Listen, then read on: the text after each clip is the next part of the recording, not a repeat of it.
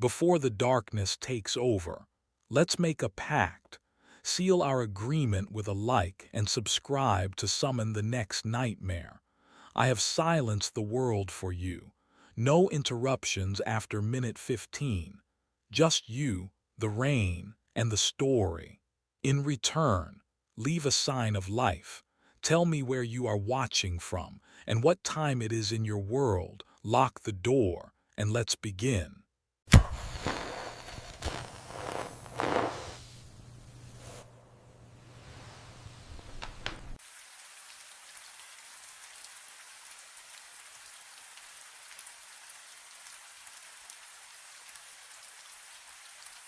The cockpit door won't open. My shoulder slams against it. Once, twice. The latch is cold under my palm, but it doesn't budge. Outside the windshield, the propeller spins.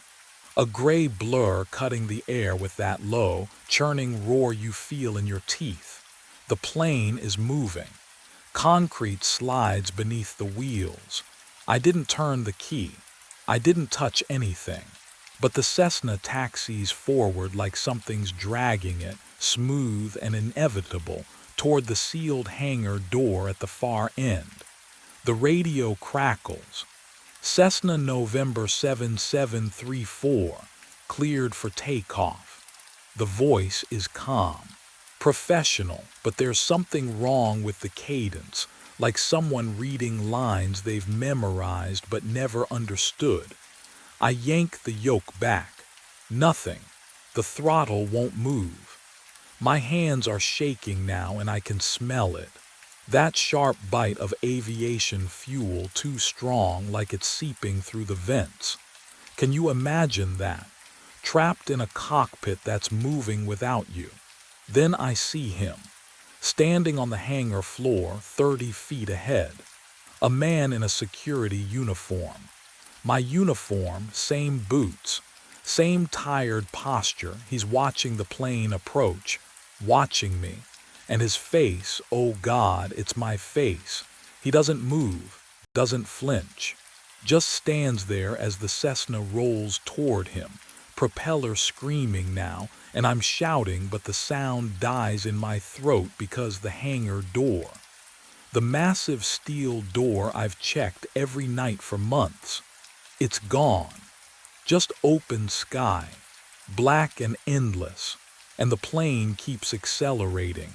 But that's not where this started.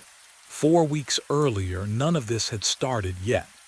My boots echoed across the hangar floor, steady, rhythmic, the same route I'd walked for 8 months.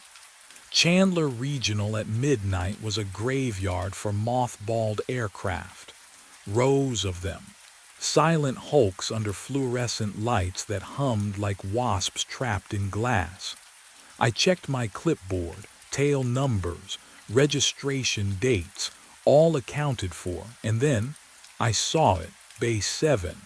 A Cessna I'd never logged before, single engine, white fuselage with a faded red stripe.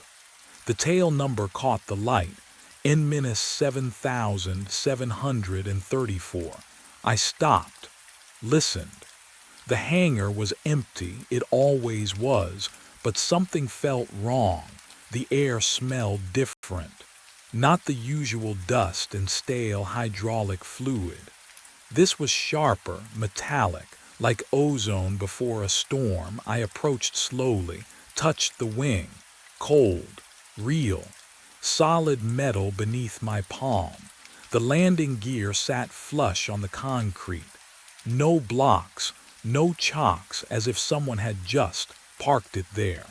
I radioed Alice Drucker, my supervisor. She answered on the 4th ring, voice thick with sleep. "There's a plane in Bay 7, I said. "Not in my log."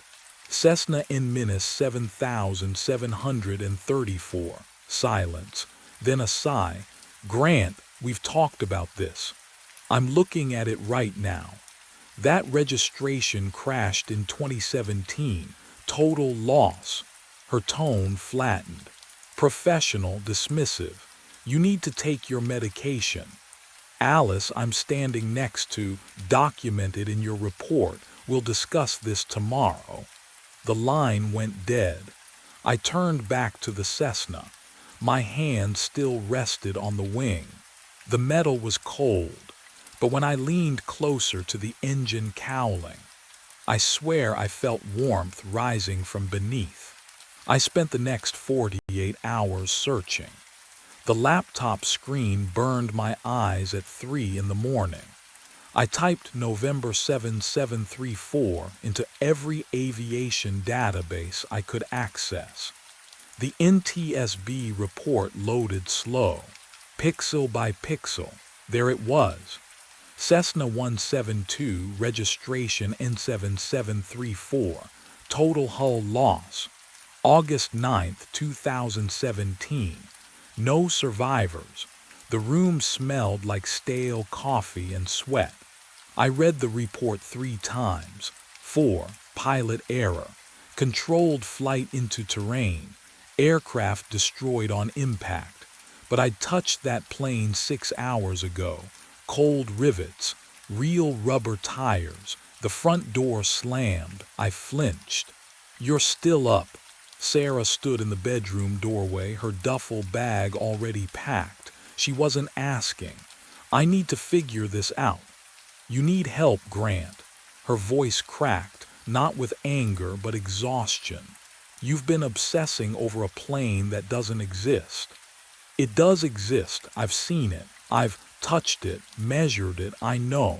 She zipped the bag. The sound cut through me like a blade. Alice was right. You're not. You're not okay. I wanted to explain, to make her understand. Instead, I watched her walk to the door. Sarah, she paused, didn't turn around. I can't watch you disappear again, she whispered. The door clicked shut. The apartment went silent except for the laptop's hum. I returned to the hangar records, personnel files, looking for anyone who might have seen what I'd seen. The previous night guard's folder sat thin in the cabinet, almost empty. Thomas Vega, employed 14 months, resigned abruptly last March. No exit interview, no forwarding address, just a single note in Alice's handwriting, refused to discuss reasons for departure. The ink smelled faintly of kerosene. I returned to the hangar at midnight. The Cessna waited in the same bay, silent under the fluorescent hum. I stood 10 feet away, flashlight trembling in my grip, and listened to my own breathing echo off concrete. The air smelled of dust and old hydraulic fluid. And something else, avgas, sharp and chemical. But the plane hadn't moved in days. I'd spent 7 years avoiding cockpits. After the 2017 incident, my trainee flight, my frozen hands on the yoke, the instructor screaming my name, I swore I'd never sit in one again. The guilt had carved a trench through my life deep enough to drown in. But this plane shouldn't exist. I approached slowly, boots scraping the floor too loud. The metal skin gleamed dull silver in my flashlight beam. I pressed my palm against the fuselage. Cold, then not. A faint warmth radiated through the aluminum like a body under a sheet. My hand jerked back. The cockpit door hung open. An invitation. What would you do? Walk away and let the mystery fester? Or climb inside and confront what shouldn't be real? I grabbed the door frame and pulled myself up. The seat leather creaked under my weight. The smell hit me immediately. Stale air, old vinyl, and beneath it something metallic. Copper. My chest tightened. The instrument panel stretched before me, gauges dark but intact. Then I saw the coordinates. They glowed faintly on the GPS unit already programmed. 33 degrees north, 111 west. I knew those numbers. Rural Arizona, middle of nowhere. The fuel gauge needle sat pinned at full. Impossible. Alice said this plane had been decommissioned. I reached forward and touched the engine cowling through the open window. Warm, not hot. Not cold. Warm, like it had been running an hour ago. My pulse hammered in my ears. I twisted in the seat, scanning the cockpit for, I don't know what, proof, explanation, anything. My flashlight beam swept across the co-pilot seat and stopped. A logbook, lying open, pages crisp and white. I lifted it with both hands, angling it toward the light. The handwriting was small, precise, slanted right. Dated entries filled the columns, departure times, destinations, flight hours. Standard pilot documentation. But the date at the top of the open page made my throat close. Tomorrow. Departure time, 6:47 a.m. Destination, nowhere final approach. I flipped back a page, another entry, same handwriting, same impossible future date, then another, and another, all my handwriting. The same cramped letters I'd used to fill out shift logs for 3 months. The same loop on the capital G in my signature, but I had never touched this book. I read the entry again, whispering the words aloud to make them real. Departure 6:47 a.m. Destination. Nowhere final approach. My hand was shaking. The same tremor I'd seen in the crash report. The pilot's medical file had noted it, essential tremor, stress-induced. I clenched my fist, but the shaking wouldn't stop. The hangar lights flickered once, twice. I looked up through the windscreen at the vast empty space beyond. The other mothballed aircraft sat in neat rows, silent and dead. But N7734 hummed, not with sound, with presence, with warmth, with waiting. The logbook entry stared up at me, ink dark and fresh. 6:47 a.m., tomorrow, and I had no idea what would happen when that moment arrived.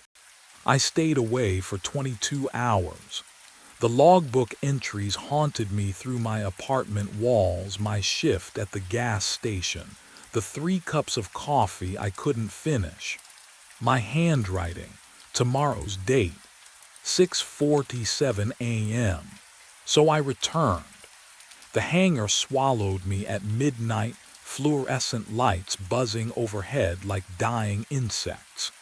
N-7734 waited in the same position, propeller blades gleaming dull silver under the industrial glare.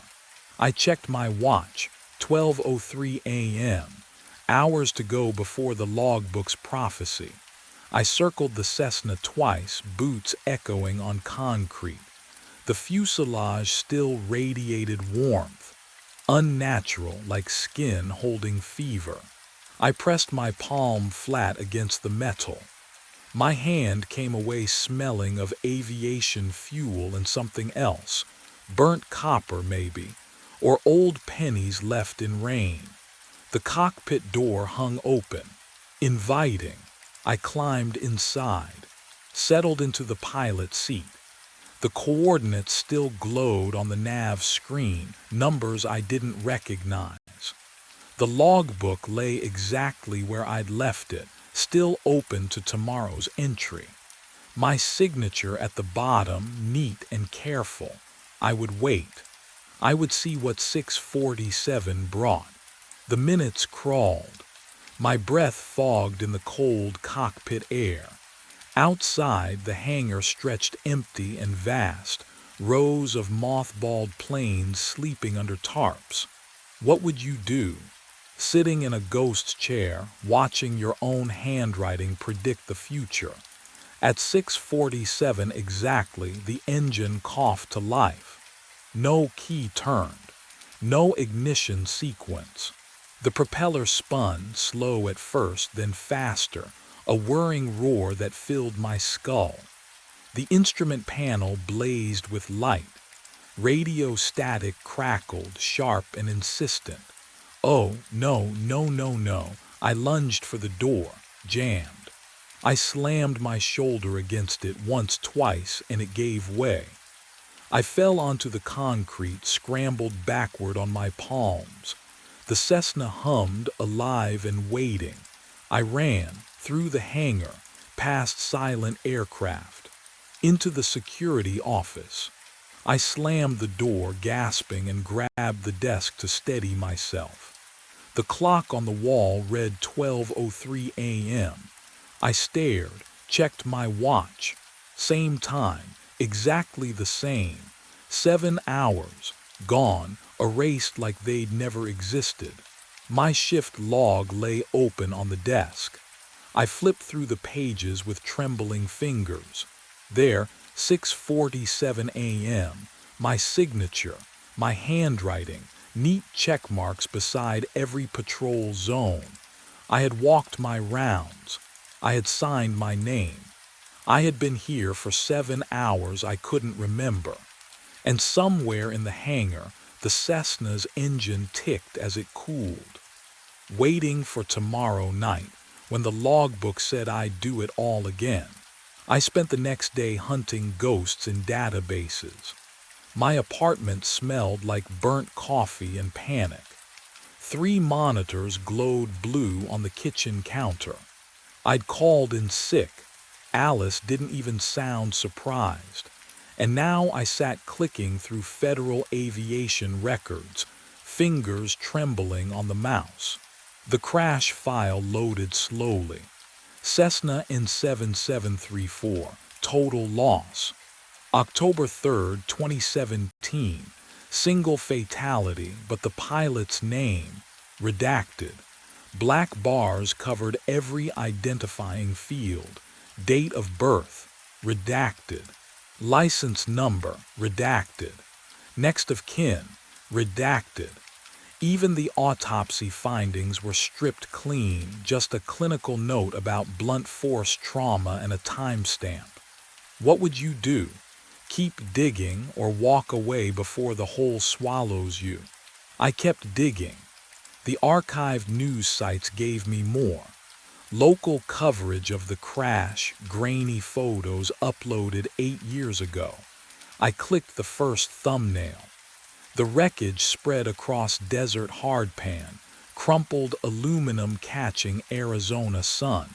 Yellow tarps, a body bag zipped and waiting, and there, in the background, a figure, security uniform, dark blue, same cut as mine. Standing beside a perimeter barricade, arms crossed. The photographer must have used a cheap camera because the face was blurred, motion smudged into obscurity. But the posture, oh God, the posture was mine, the way I stand when I'm cold.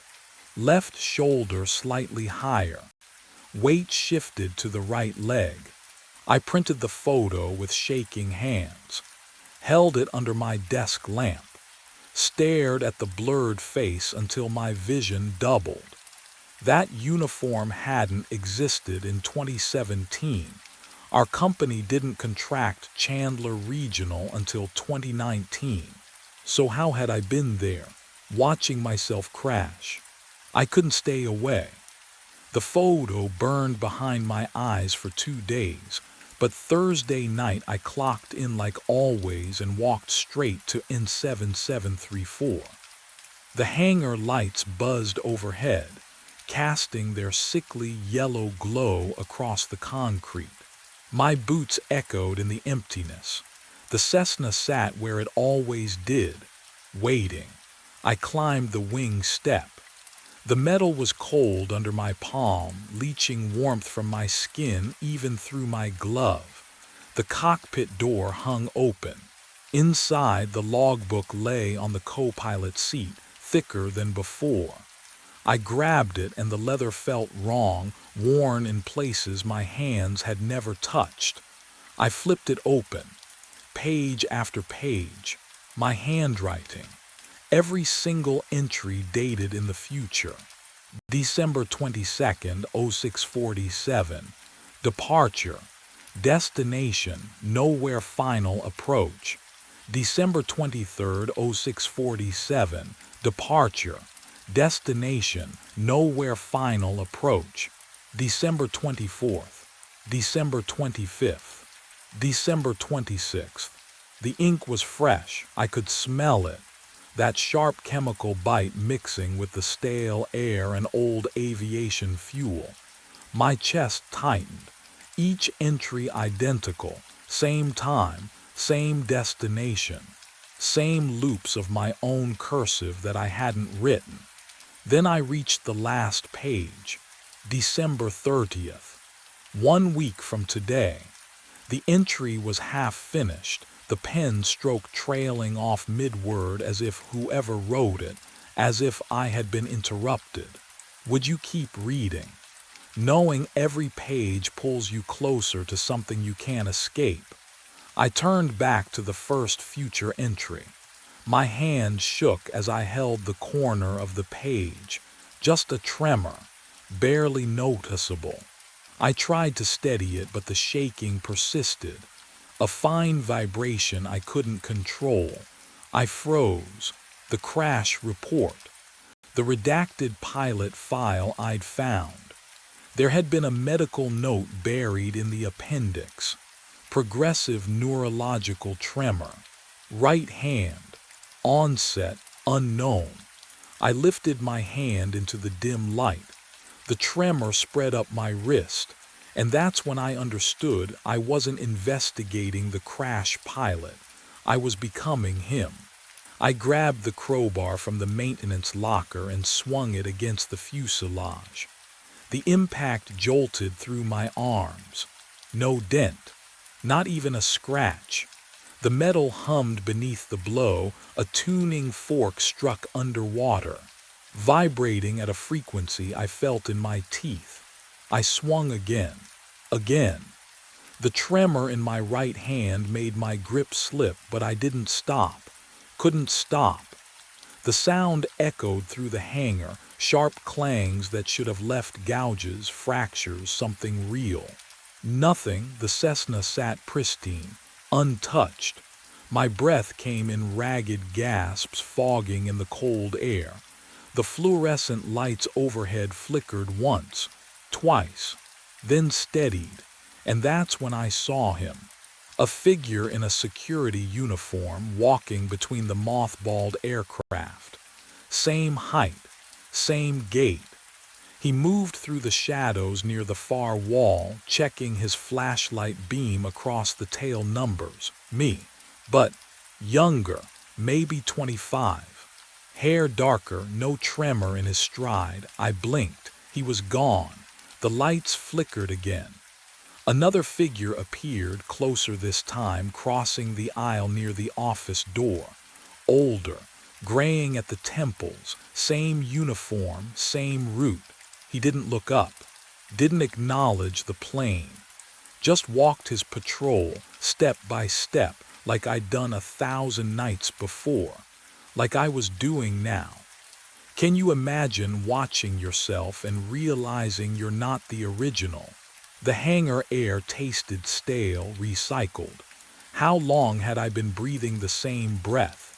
The fluorescent hum pressed into my skull, a tone I'd heard so many nights it had become silence. I turned. A third figure stood near the wing. My age. My face. Staring at the logbook in his hands, tremor visible even from here. The lights went out. When they stuttered back on, the hangar was empty. Just me. Just N7734. And the logbook lying open on the wing, pages fluttering though there was no breeze. I stepped closer and saw the next entry had appeared. My handwriting, today's date, but I was still holding the crowbar. The cockpit smells like aviation fuel and something older. Leather seat beneath me, cold glass under my palms. I blink, and the world slides into focus. Instruments glowing green, yoke vibrating in my grip. We're moving.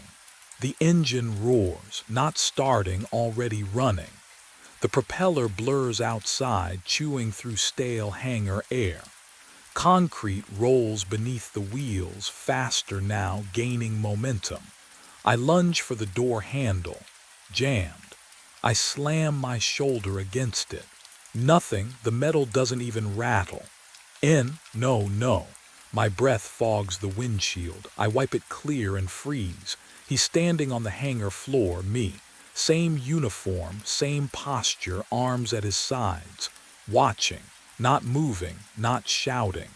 Just watching as the plane taxis past him. His face is mine, but emptier. A photograph left too long in the sun. Can you imagine seeing yourself like that? Standing outside your own body, observing your panic with perfect stillness. The radio crackles to life. Cessna November 7734, you are cleared for takeoff. The voice is calm, professional. Wrong, I grab the mic. I didn't request clearance. I'm not. Cessna November 7734, maintain heading, cleared for departure. The plane accelerates. My hands aren't on the throttle. The yoke pulls forward on its own. Ahead, the sealed hangar door looms. Corrugated metal.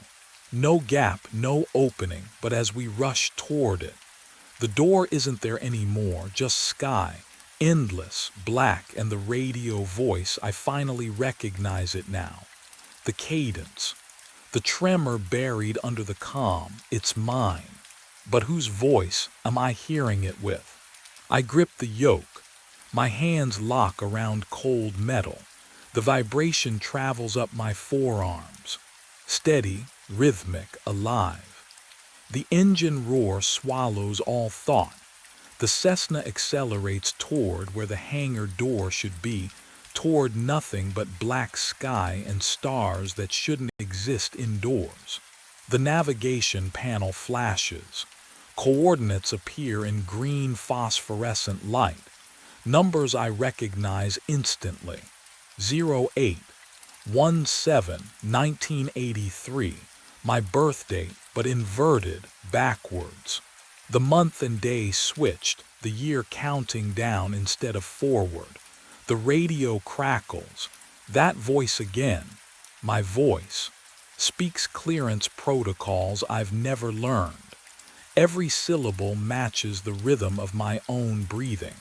I feel my lips move in time with the transmission, though I make no sound. Oh God, I am speaking, I am listening, both at once. The man on the tarmac, the one watching me with empty eyes, he isn't a doppelganger, he's the next loop. Or the last one, or all of them compressed into a single witness who never leaves. The coordinates invert again, flash faster, my birth, my death. The crash date from 2017, Thomas Vega's resignation.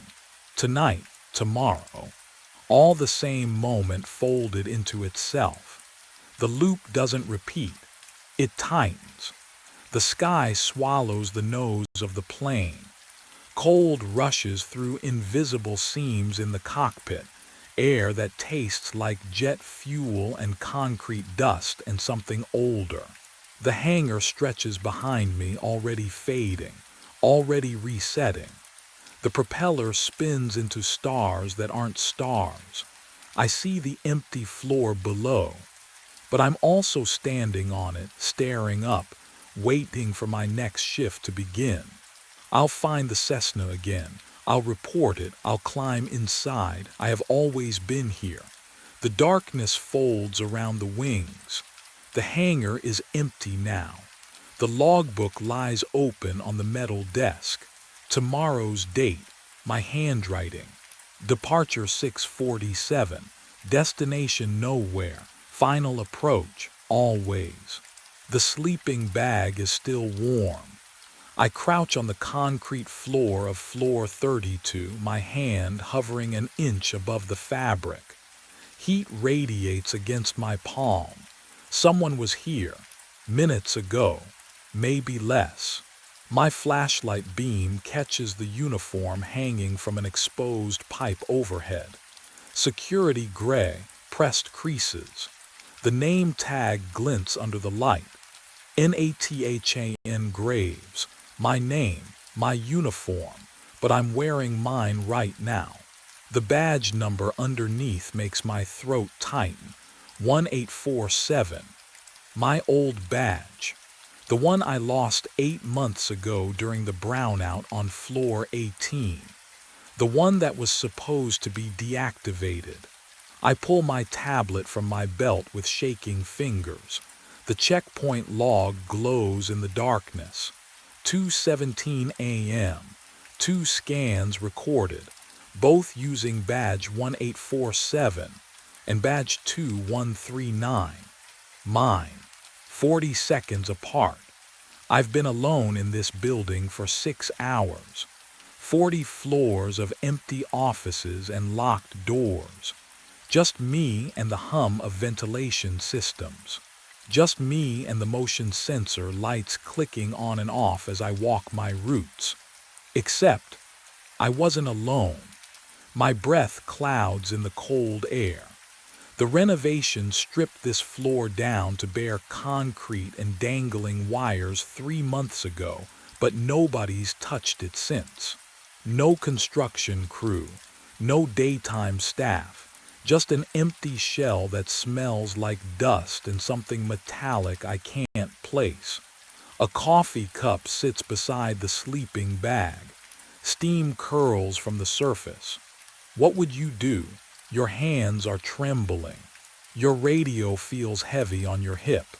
You could call it in right now, but who would believe you? I lean closer to the cup.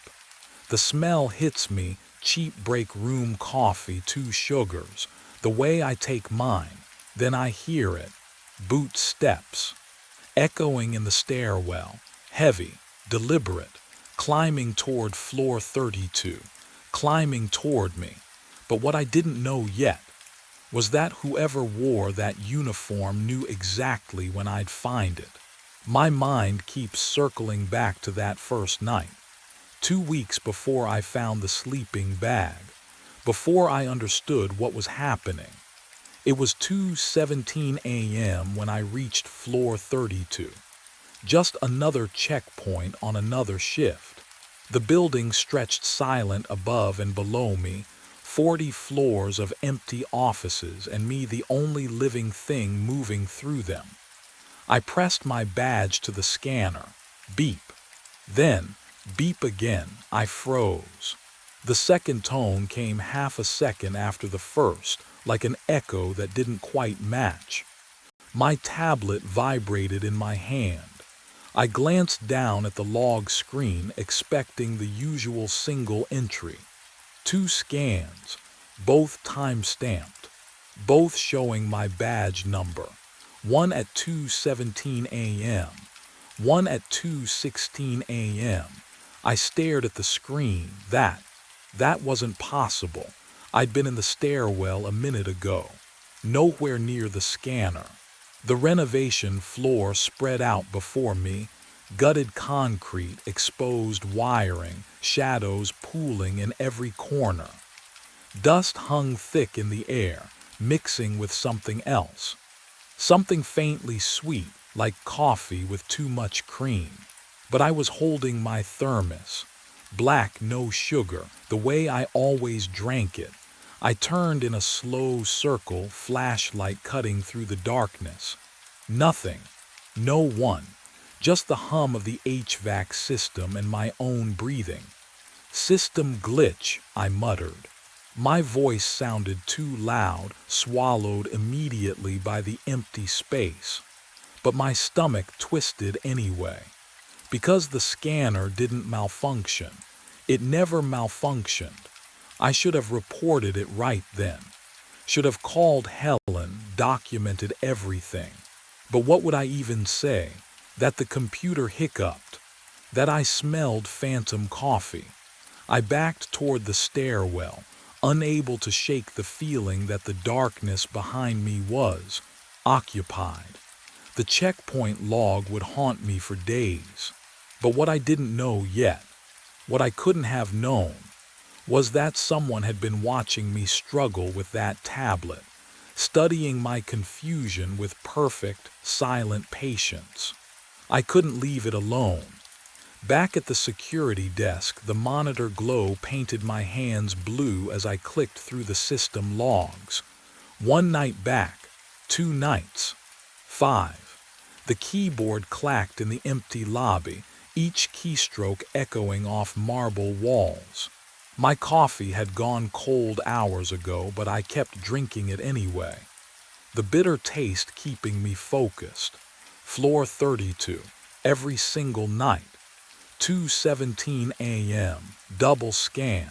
2:18 a.m., double scan. 1:59 a.m., double scan.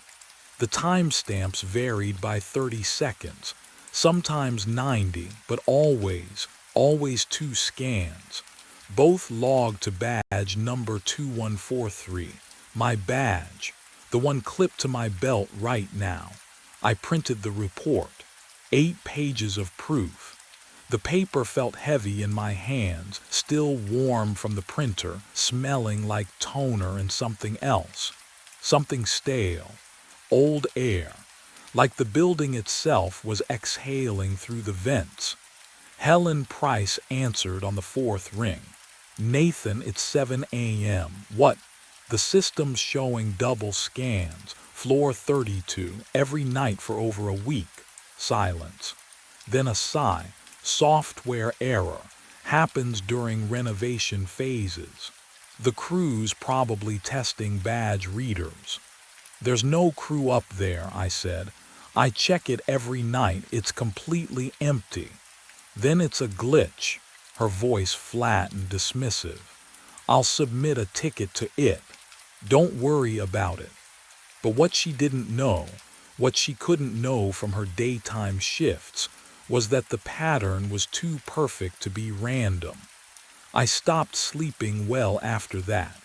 Every time I closed my eyes, I saw those timestamps, heard the double beep of the scanner, felt the weight of someone else's presence on that empty floor, moving through the darkness exactly 1 minute behind me. Or was it 1 minute ahead? And when I finally did sleep, I dreamed of walking my rounds, only to find my own footprints already pressed into the dust. I logged into the admin portal at 3:47 a.m. The screen's blue glow made my eyes ache, but sleep wasn't coming anyway, so I pulled up my badge history instead. The keyboard clicks echoed too loud in the empty lobby. Each tap another second of the shift I couldn't get through fast enough. My current badge, number 2035, showed 8 months of scans. Clean, predictable. The system had issued it after I lost my original during that brownout on floor 18. I remembered that night. The lights dying floor by floor. The emergency generators coughing to life. My badge, gone. Somewhere in the darkness between stairwells. Helen deactivated the old badge immediately. Standard protocol. Badge number 1847 dead in the system by morning. I pulled up the deactivation record. February 9th. Timestamp. 0900 hours. Status. Inactive. But what I found next made my coffee taste like copper on my tongue. I ran a scan history for badge 1847, and the screen filled with entries, recent entries. The deactivated badge had logged 32 scans in the past month. I scrolled through the timestamps, my pulse hammering against my throat. Every single scan occurred between 1:55 and 2:20 a.m. Every single scan registered on floor 32. Someone was wearing my old badge. Someone who knew exactly when I made my rounds, who moved through the building like a ghost, always just ahead or just behind me. The fluorescent lights above me buzzed, a sound like insects trapped behind glass. I clicked deeper into the logs, my hands shaking now, because I needed to see the pattern, needed to understand who was living in my shadow. And that's when I noticed the first scan from the deactivated badge. It appeared exactly 30 days ago. On the same night, I'd started finding the double entries on floor 32. I decided to catch him early. 1:58 a.m. The stairwell door on floor 32 closed behind me with a metallic click that echoed down through 40 floors of empty concrete. I killed my flashlight and the darkness swallowed everything whole. The checkpoint scanner glowed faint blue near the east wall, the only light in the gutted space. Exposed wiring hung from the ceiling like dead nerves.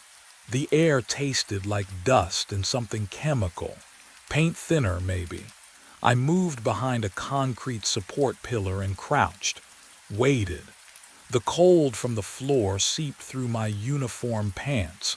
My knees ached. I checked my watch. The dim glow read 2:01. 12 minutes until he usually appeared. 12 minutes of listening to my own breathing and the distant hum of the building's ventilation system.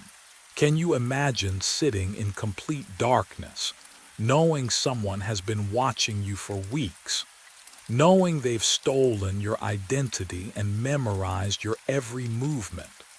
My hand rested on the radio clipped to my belt, but I didn't call it in. Helen would just dismiss it again. System glitch, paranoia, sleep deprivation, 2:08, 2:09. The silence pressed against my eardrums. I could hear my pulse, but what I heard at 2:13 made my breath catch in my throat. The stairwell door opened. Not the screech of rusted hinges, this was smooth, controlled. Someone who knew exactly how to move through this building without making noise. Footsteps followed. Boot heels on concrete, even, measured. The same pace I used during rounds. The checkpoint beeped. I flicked on my flashlight and flooded the space with white light. Nothing. The checkpoint scanner's screen showed a successful scan. Badge number 1847. My deactivated badge, but the space in front of it was empty. Just exposed concrete and shadows and hanging plastic sheeting that didn't move. The air, though, oh God, the air had changed. It smelled like coffee, fresh brewed, and beneath that, the sharp tang of human sweat. Someone had been standing there 3 seconds ago, and then I heard the breathing behind me. I spun around, nothing, just exposed concrete and shadows stretching away from my flashlight beam. But the breathing, it had been right there, close enough to feel. My hand shook as I swept the light across the gutted floor. The smell of coffee and sweat still hung in the air, thick and human, real. Then I saw it. Behind a stack of drywall sheets in the corner, a dark green sleeping bag crumpled against the wall. My boots crunched over construction debris as I approached. The fabric was still warm when I crouched down and touched it. Not just warm, recently occupied. A coffee cup sat beside it, half full, steam rising. Can you imagine finding proof that someone's been sleeping 20 feet from where you stand? That they've been here for weeks, maybe months, and you never knew. I pulled back the sleeping bag. Underneath, energy drink cans, 6 of them. protein bar wrappers, a water bottle, and hanging from an exposed pipe above, a security uniform. My uniform. The name tag caught my flashlight beam. Nathan Graves. I leaned closer, throat tightening. The badge number embroidered below the name. 1847. My deactivated badge. The one I lost 8 months ago. But what I found next made my blood run cold. A spiral notebook lay tucked inside the sleeping bag. I flipped it open with trembling fingers. Page after page of handwritten notes. Times, floor numbers, routes. 2:17 a.m., floor 32, east stairwell. 1:43 a.m., floor 18, west elevator bay. 3:06 a.m., lobby, coffee break, 6 minutes, every checkpoint, every pattern, every habit I developed over 8 months of overnight shifts, documented, studied, memorized. The handwriting looked almost like mine, but the letters slanted wrong, too precise, too deliberate. Someone had been living here, watching me, becoming me. And then I heard it, footsteps in the stairwell again, climbing up, getting closer. The footsteps echoed closer, climbing, deliberate. My hand shot to the radio clipped at my belt. I fumbled with the volume dial, brought it to my lips, static. Dead, hissing static that filled the silence like television snow. Control, this is. This is Graves on 32. I need nothing. Just that crackling emptiness that meant I was completely alone up here. The footsteps continued their steady rhythm, boot soles striking concrete in the stairwell. Getting closer. I backed toward the opposite exit, keeping my flashlight trained on the stairwell door. My heart hammered against my ribs. The beam trembled in my grip. I could smell the concrete dust thick in the air, and something else underneath it. Something familiar, coffee, sweat. The exact smell of my own uniform after a long shift. The footsteps stopped, just stopped. I froze, listened. The silence pressed against my eardrums like water pressure. Can you imagine that kind of quiet? When even your own breathing sounds like a scream. Then I saw it. A shadow stretched across the bare concrete wall beside the stairwell entrance, long and thin, cast by the motion sensor lights inside. Human-shaped, wearing the peaked cap of a security guard. The silhouette didn't move, but I could see the slight rise and fall of shoulders. Breathing. But what happened next made my blood turn to ice water. Nathan. The voice came from the stairwell. Calm, steady. It was my voice, not similar, not close. Exactly mine, the same timbre, the same slight rasp from too many years of cheap coffee and midnight shifts. I'd heard recordings of myself. I knew what I sounded like. This was identical. Nathan. I know you're there. The shadow on the wall shifted. A hand reached for the door handle. I ran. The door slammed behind me. Metal shrieked against concrete as I bolted down the corridor. My boots hammered against tile. Behind me, footsteps matching my rhythm, same weight, same pace. I didn't look back. Stairwell B. I threw myself through the door and took the steps 3 at a time. Cold air rushed up from below, carrying the smell of old dust and something else, something sharp, like sweat-soaked fabric left too long in darkness. The footsteps followed, not faster, not slower, exactly my speed. Floor 28, 25. My lungs burned. I risked a glance at the landing window as I rounded the corner there. In the reflection, same height, same build. Same uniform stretched across familiar shoulders, but the badge photo on his chest. It looked washed out, faded, like a photograph left too long in sunlight. Can you imagine seeing yourself like that? Wrong in ways you can't quite name. I hit the lobby at full sprint. The security desk monitors glowed ahead like a lifeline. I grabbed the chair, pulled up the surveillance system with shaking hands. Floor 32. Camera 14. I scrolled back through the footage. Tonight, yesterday, 3 days ago, my stomach dropped. The same 60-second loop, over and over. The empty checkpoint, the concrete pillar, identical in every frame for 16 days straight. Someone had edited the recordings, but that meant they'd accessed the security system, had root credentials, had been watching me watch nothing while the monitor flickered. All 40 cameras cut to black simultaneously. Then one by one they blinked back on. Every screen showed the same image now. Floor 32, camera 14, live feed. A figure stood in front of the checkpoint, staring directly up at the camera, wearing my face. I ran. Down the fire exit, boots hammering concrete, breath tearing through my chest like broken glass. The parking garage. Underground, thick walls.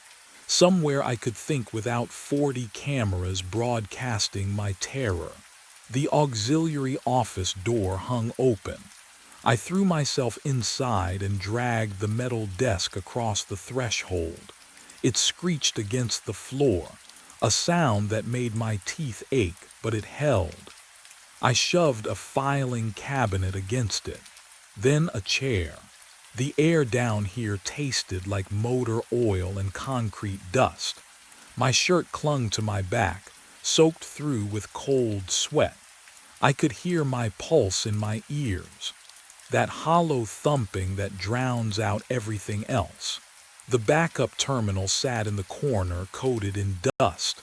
I jabbed the power button, waited, the fan whirred to life.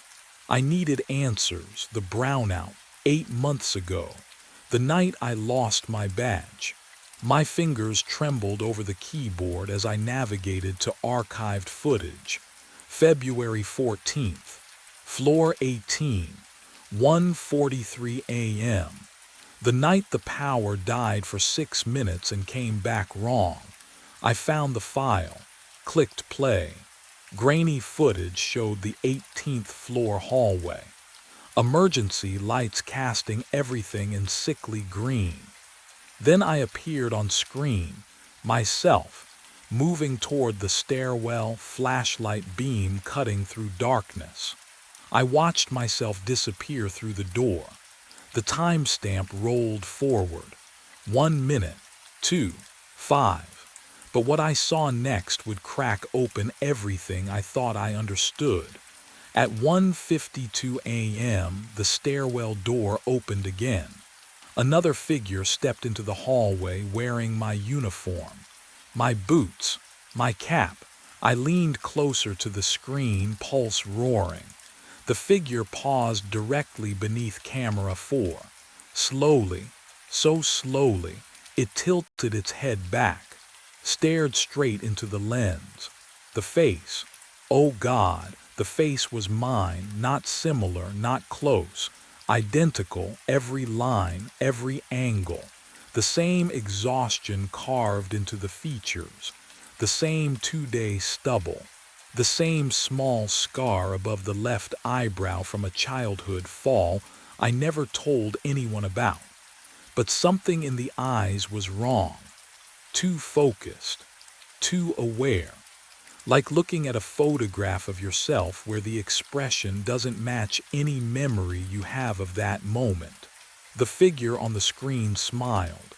Not a friendly smile, not a nervous smile, a smile that said, I see you. I've always seen you. It reached up and adjusted the badge hanging from its chest. Badge number 1847. My deactivated badge. The one I reported lost. The one that should have been destroyed. Then the figure walked away, boots echoing down the hallway, and disappeared around the corner like it owned the place. The footage ended. I sat there, hands frozen on the desk. Have you ever watched something that shouldn't exist? Something that breaks the rules of what's possible? My phone buzzed in my pocket. Once, twice, 3 times. I pulled it out with shaking fingers. The screen glowed blue in the darkness of the garage office. One new message from my own number. I stared at it. The notification sat there waiting. My thumb hovered over the screen. What do you do when you get a text from yourself? I opened it, and what I read made the walls close in. The text message glowed on my phone screen. 3 words from my own number. Welcome home, Nathan. I stared at it until the letters blurred, until footsteps echoed in the parking garage above. Voices, the day's shift. I bolted up the stairs, legs screaming. The lobby lights had switched to morning mode, warmer, softer, almost kind. Jennifer from accounting was scanning in. Marcus adjusted his tie near the elevator bank. Normal people living normal lives. Helen Price stood at the security desk, arms crossed. There's someone in the building, I said, my voice cracked. Floor 32. He's been living there. He has my old badge. Nathan, she held up her tablet. I pulled the night logs when you didn't answer your radio. She turned the screen toward me. 1 scan per checkpoint. All mine, all normal times. No double entries, no anomalies. That's not possible. I saw him. I saw the footage. What footage? She swiped through the archived files. Everything's clean. You've been working doubles for 2 weeks. Maybe you need to take some time. I pushed past her, up the stairwell. 32 floors, lungs burning with each flight. The renovation floor smelled like fresh paint and morning air from open windows. The sleeping bag was gone. The uniform, the notebook, even the coffee cup. Concrete floor swept clean. But what I found in its absence would fracture everything I thought I knew about that night.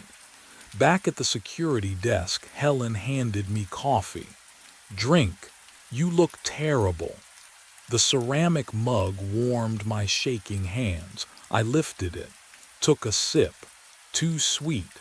The sugar coated my tongue, thick and wrong. I don't take sugar, never have. But I watched my hand reach for another sip anyway, like it knew something I'd forgotten. I set the mug down. My reflection stared back from the black monitor screen between shifts. Same tired eyes, same uniform. But the badge photo clipped to my chest looked slightly washed out, faded at the edges. Like it had been deactivated 8 months ago. I touched my face. The reflection touched back. Jennifer walked behind me in the screen's surface, chatting on her phone, oblivious. Helen was already walking away. Go home, Nathan. Get some sleep. I stood, picked up my coffee. Drank again despite the wrongness. My fingers found the checkpoint scanner without thinking, muscle memory guiding me through the route I'd always known. I understood then, standing in that lobby with morning sun streaming through glass doors. I'd been here before, not as the hunter but as the one who'd waited in the dark, who'd learned every route, who'd slipped into an empty space and made it mine. The brownout. Floor 18. 8 months ago, I'd never left. And whoever had been wearing this badge before me, he was gone now. erased as cleanly as the sleeping bag on floor 32. Because there could only ever be one Nathan Graves working nights at Thornhill Tower. I scanned out at the front desk. The system beeped once. Normal. Clean. I stepped into the morning cold, and the sun felt like a memory from someone else's life. Behind me, the building rose 40 floors into pale sky. Tomorrow night, I'd be back, scanning checkpoints, walking empty halls, waiting to see who else might lose their badge in the dark. The porch light flickers on at exactly 3:29. I stand on the cracked concrete, package in hand, and my breath fogs the air between me and the door. The house at 1847 Maple Street has been dark for the past hour. Every house on this route stays dark, but this one, something about this one makes my fingers tighten around the cardboard edges until they dent. A shadow moves behind the front window. I freeze. My heartbeat thuds in my ears, too loud, too fast. The figure presses against the glass, close enough that I can see the outline of hands, palms flat, face obscured by the reflection of the streetlight behind me. The mouth moves. No sound comes through, just lips forming words I can't hear. Can you imagine standing there trying to read the message, knowing you should turn around and leave? But my feet won't move. The package feels heavier now. My name is on the label. I checked it twice in the van, but what I didn't check was who sent it. The front door creaks, slow, 6 inches. Then it stops. Cold air rushes out through the gap, not the damp chill of October, but something else. Sterile sharp. It carries a scent that makes my stomach drop. Cologne, the same brand I wear. The same woody amber smell clinging to my jacket collar right now. I take a step back. My shoe scrapes the concrete. The sound echoes too long in the empty street. The figure behind the window hasn't moved, still pressed there, still mouthing something. The door creaks wider, and from inside the lightless house, I hear footsteps descending stairs I shouldn't know are there. 48 hours before I stood on that porch, the dispatch radio crackled to life at 11:07 p.m. "Brennan, you there?" I pressed the button. Static buzzed against my thumb. "Yeah. Got a route update. New stop. 1787 Maple Street. Same package every night this week. 3:30 a.m. window. Can you handle it?" The van's dome light flickered above me. Cardboard smell filled my nostrils. Thick, stale, sure. Good man. It's already loaded. Bay 7. The line went dead. I found the package wedged between Amazon boxes and a crate of medical supplies. Small, maybe 8 inches square. The label was pristine, too clean for a week-old dispatch order. Black ink, block letters, perfect edges. The weight caught me off guard. It felt like nothing, like holding air wrapped in brown paper. I tossed it onto the passenger seat and started the engine. 67 stops. Maple Street would be number 43, right in the dead zone. That stretch between 2 a.m. and dawn when the suburbs hold their breath. The first delivery was automatic. I pulled up at 3:29, porch dark, house silent. I walked the cracked driveway, placed the box on the welcome mat, turned back to the van. Routine. But something about the house stuck with me as I drove away. I couldn't place it. The second night. I parked in the exact same spot without thinking. My feet knew the path. 3 steps to the mailbox. Slight dip in the pavement. 7 strides to the porch. I hadn't counted them the first time. The third night, my hands were already reaching for the package before I checked the manifest. Muscle memory. Like I'd delivered there 100 times, but I'd only been there twice. What I didn't know yet was that my body remembered what my mind had forgotten. Night 5, and I'm sitting in the back of my van with the dome light buzzing overhead. The cargo space smells like cardboard and stale energy drinks. I've pulled the package onto my lap, still weightless, still wrong, and I'm staring at the label under the flickering yellow glow. That's when I see it. The handwriting, neat block letters, precise angles. The way the capital M loops just slightly at the base. I know this.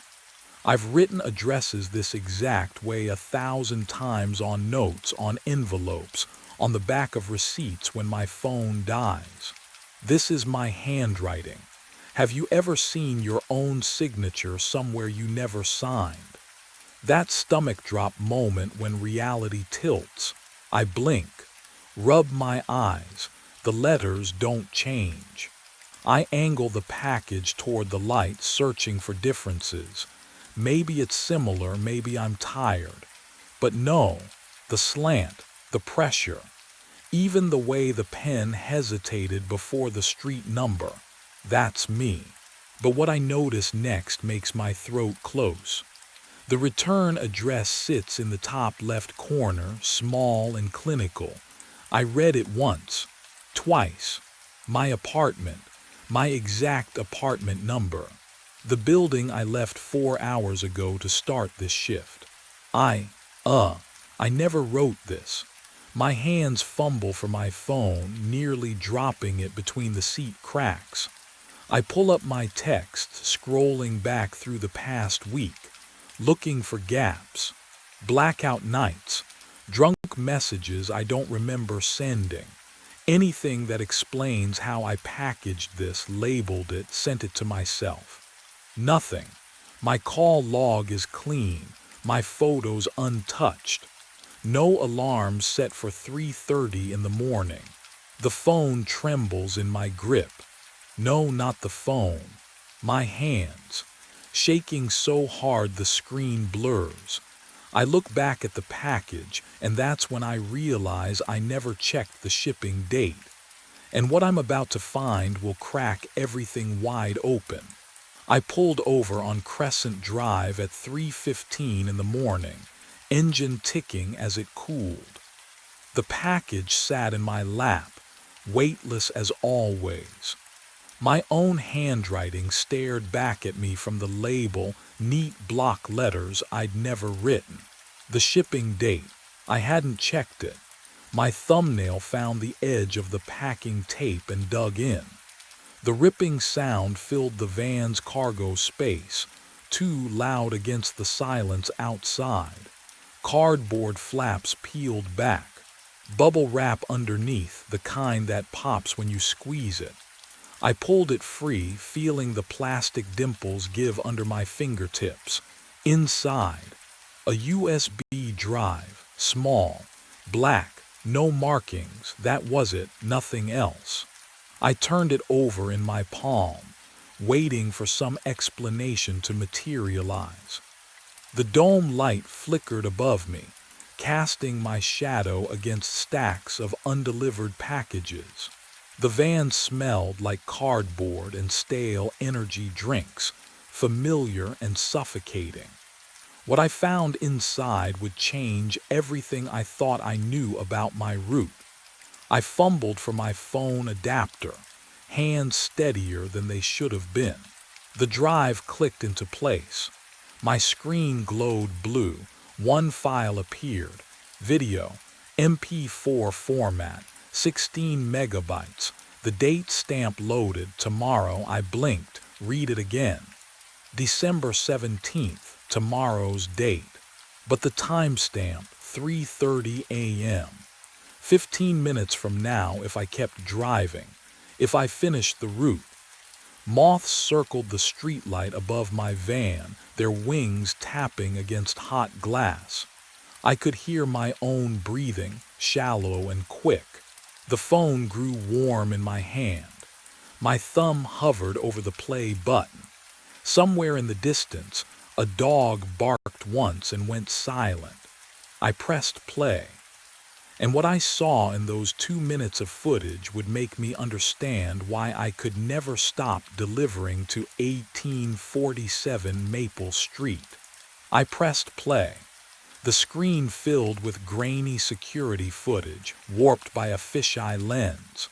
The timestamp in the corner glowed green. Tomorrow's date, 3:30 in the morning. My phone grew warm against my palm, heat spreading through my fingers like a fever. The video showed a porch, dark wood, a single light fixture casting yellow shadows. And then I walked into frame. Not someone who looked like me. Same jacket, same way I held packages cradled against my ribs, same exhausted shuffle in my gait. I watched myself climb 3 steps, kneel, place a box against the door. The motion was mechanical, practiced. I'd done it 1,000 times before. I stood, turned to leave. My shoes scraped the concrete, the audio picked it up, tinny and distant. But then I stopped, just stopped. 1 foot on the top step, 1 hand gripping the railing. Frozen mid-stride like someone had paused the playback. Except the timestamp kept counting. 3:29 and 12 seconds. 13. 14. 4 full minutes passed while I stood there motionless. What I didn't know yet was that those 4 minutes would explain everything. The missing time, the rehearsed feeling, why my hands had been shaking since I first saw that address. My breath fogged the phone screen. Inside the van, the smell of old cardboard mixed with something sharp. Sweat. Fear. The dome light flickered once, nearly cutting out, then steadied. Outside, moths battered against the streetlight in rhythm with my pulse.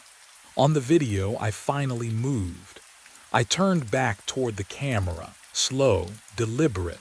My face filled the distorted frame, features stretched wrong by the lens. My eyes looked hollow, sunken. My lips were moving. I leaned closer to the screen, squinting. The audio was muffled, wind, maybe, or static interference, but I could read lips well enough. Years of dispatch calls through bad connections had taught me that. Stop. Delivering. My stomach dropped. Already, inside, I rewound, watched again. The words were unmistakable. 6 years, check. Basement. The video cut to static. White noise hissed through my phone speaker. I yanked the earbuds out, but the sound lingered in my skull. A flatline whine that wouldn't stop. I sat there in the dark cargo space, surrounded by tomorrow's packages, trying to make sense of what I'd just seen. The timestamp said tomorrow, but my lips had moved today, or yesterday, or my head throbbed. The timeline didn't work, couldn't work, unless I'd already delivered the package, unless I was about to deliver it. Unless I checked the time. 3:21 a.m., 9 minutes until the timestamp on the video. 9 minutes until I'd be standing on that porch, frozen, mouthing warnings to a camera I didn't know existed. But the real question wasn't when. It was why I'd said basement, and what had been living in mine for 6 years. I drove to the only place still lit at this hour. The diner's fluorescent tubes buzzed overhead, that electrical hum that sounds like insect wings. My booth's vinyl stuck to my forearms as I opened my laptop. The smell of burnt coffee hung thick. reminded me of something I couldn't place. Property records loaded slow. County database public access. I typed the address with shaking fingers. 1847 Maple Street. The page flickered. Sale date 6 years ago. October 5th. Buyer name redacted. Just a black bar where the name should be. I clicked through to transaction history. Every owner listed except the current one. Even the purchase price was blacked out. My throat tightened. 6 years ago. I moved to this town 6 years ago, started the courier job, found my apartment, all within the same week. But I couldn't remember why I'd come here. Not a single reason. No job offer beforehand. No family, no. Anything, the memory just stopped, like waking up mid-sentence. Have you ever tried to remember something and found nothing? Not even a gap, just smooth blankness where the thought should be. The waitress appeared, poured coffee I hadn't ordered. The liquid caught the light, too dark, almost black. I lifted the cup, took a sip, pennies. The taste flooded my mouth, metallic, sharp, like sucking on old coins. I swallowed anyway. The warmth didn't reach my chest. "You okay, honey?" Her voice sounded far away. I looked up. She was close, concern creasing her face, pad and pen in hand, waiting. I opened my mouth. Nothing came out. She touched my shoulder, just briefly, then walked away. I stared at the screen, at the redacted name, at the date that matched my arrival, and I understood something that made my hands go numb. What if I hadn't moved here at all? What if I'd never actually left? I drove straight back. No decision, just momentum. My van rolled to a stop outside 1847 Maple Street at 3:29 a.m., engine ticking in the silence. The front door was already open, 6 inches, waiting. Cold air poured out when I pushed it wider, the hinges groaning like something waking up. I stepped inside and the temperature changed, warmer, lived in. The smell hit me immediately. My cologne. The same brand I'd worn for years, cheap stuff from the drugstore. I stood in the entryway waiting for my eyes to adjust. And then I saw it. The living room. Oh God. The furniture wasn't just similar, it was exact. The sagging gray couch positioned against the left wall, same angle. The coffee table with the chipped corner. Even the lamp, the one I'd bought at a thrift store 8 years ago and lost during a move I could barely remember. But what I saw on the mantel made my breath stop. My high school photo, senior year. Awkward smile, cheap frame. I hadn't seen that picture since. Since when? I couldn't remember packing it, couldn't remember throwing it away. Can you imagine finding your own belongings in a stranger's house? Not similar things, the exact ones. A jacket lay draped across the couch arm. My jacket, navy blue, frayed cuff on the left sleeve. I reached out, touched the fabric, still warm. But the real shock hadn't settled in yet. Because that's when I heard it, a creak, below me, beneath the floorboards. The basement door stood ajar to my right, darkness pooling beyond it. And from that darkness came footsteps, ascending, slow, deliberate, each step perfectly spaced. The cologne smell grew stronger, thick enough to choke on. I took a step back. My heel hit something, the wall, trapped between the door behind me and those rising footsteps ahead. The creaking stopped. Silence. Then, one more step, closer to the top. And that's when I realized who was climbing those stairs. I moved toward the basement door before the footsteps reached me. I don't know why. My legs just carried me there. The stairs descended into darkness, wood soft with rot, and my right foot found the third step down without thinking. It creaked, low and familiar. My left foot knew the fifth step would be silent, and it was. Can you imagine knowing something you've never learned? The cold rose up from below, damp and stale. It smelled like old paper and mildew. And faintly, still my cologne, I descended faster. The footsteps above had stopped, or maybe they were waiting. At the bottom, I fumbled for a light, found the pull chain exactly where my hand expected it. The walls were papered, not with wallpaper, with delivery manifests. Hundreds of them, all addressed to 1847 Maple Street. I stepped closer, fingers brushing the yellowed edges, dates going back years. Same route, same stop, same time. 3:29 a.m. over and over, stamped and signed and completed. But what I saw in the corner made my throat close. A cot, army surplus, green canvas. My wallet sat on the thin mattress, my keys beside it. My phone, same cracked screen, spiderweb fracture across the top right corner, resting face up. I pulled my phone from my pocket, checked the crack. Identical. I looked back at the cot. 7 phones, arranged in a neat row. 7 wallets. 7 key rings, all mine. Each one tagged with a strip of masking tape. Dates written in block letters, my handwriting. The oldest was from 6 years ago. The newest was from yesterday. I heard the creak behind me. The third step. Then silence where the fifth step should be. Someone else's feet knew these stairs just as well as mine. The footsteps stopped. I turned, slowly. Every joint felt rusted. He stood 3 steps from the bottom, same height, same build, same courier jacket, threadbare at the elbows, his face. Oh God, his face was mine. Down to the scar above my left eyebrow from a childhood bike wreck.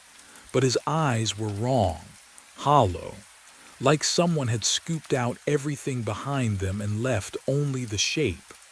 You opened it, he said. My voice. Exactly my voice, same rasp from too many energy drinks, same flat Midwest vowels. The sound made my skin crawl. Stay back.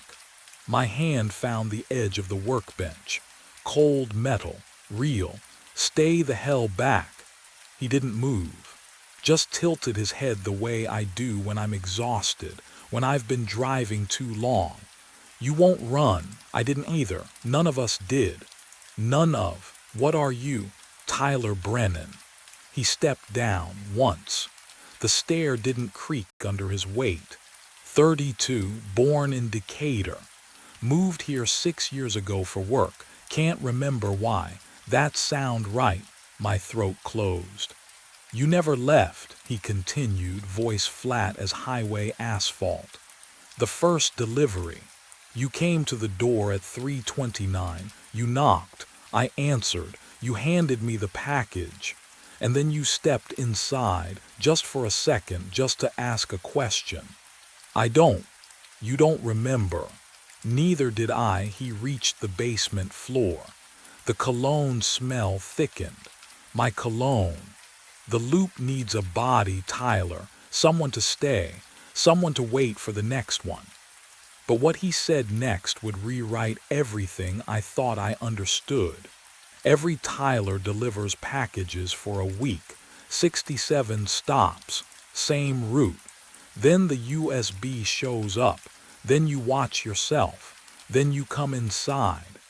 He gestured at the manifests covering the walls. And then you become me. The one who waits. The one who hands off the drive. The one who explains it to the next version. I backed against the workbench. My hand brushed one of the phones, still warm. That's insane. I'm not, you are. His hand went to his pocket, pulled out a delivery manifest, unfolded it. Read the stops. I didn't want to. My eyes dropped anyway. 67 addresses, all familiar, all burned into my nightly muscle memory.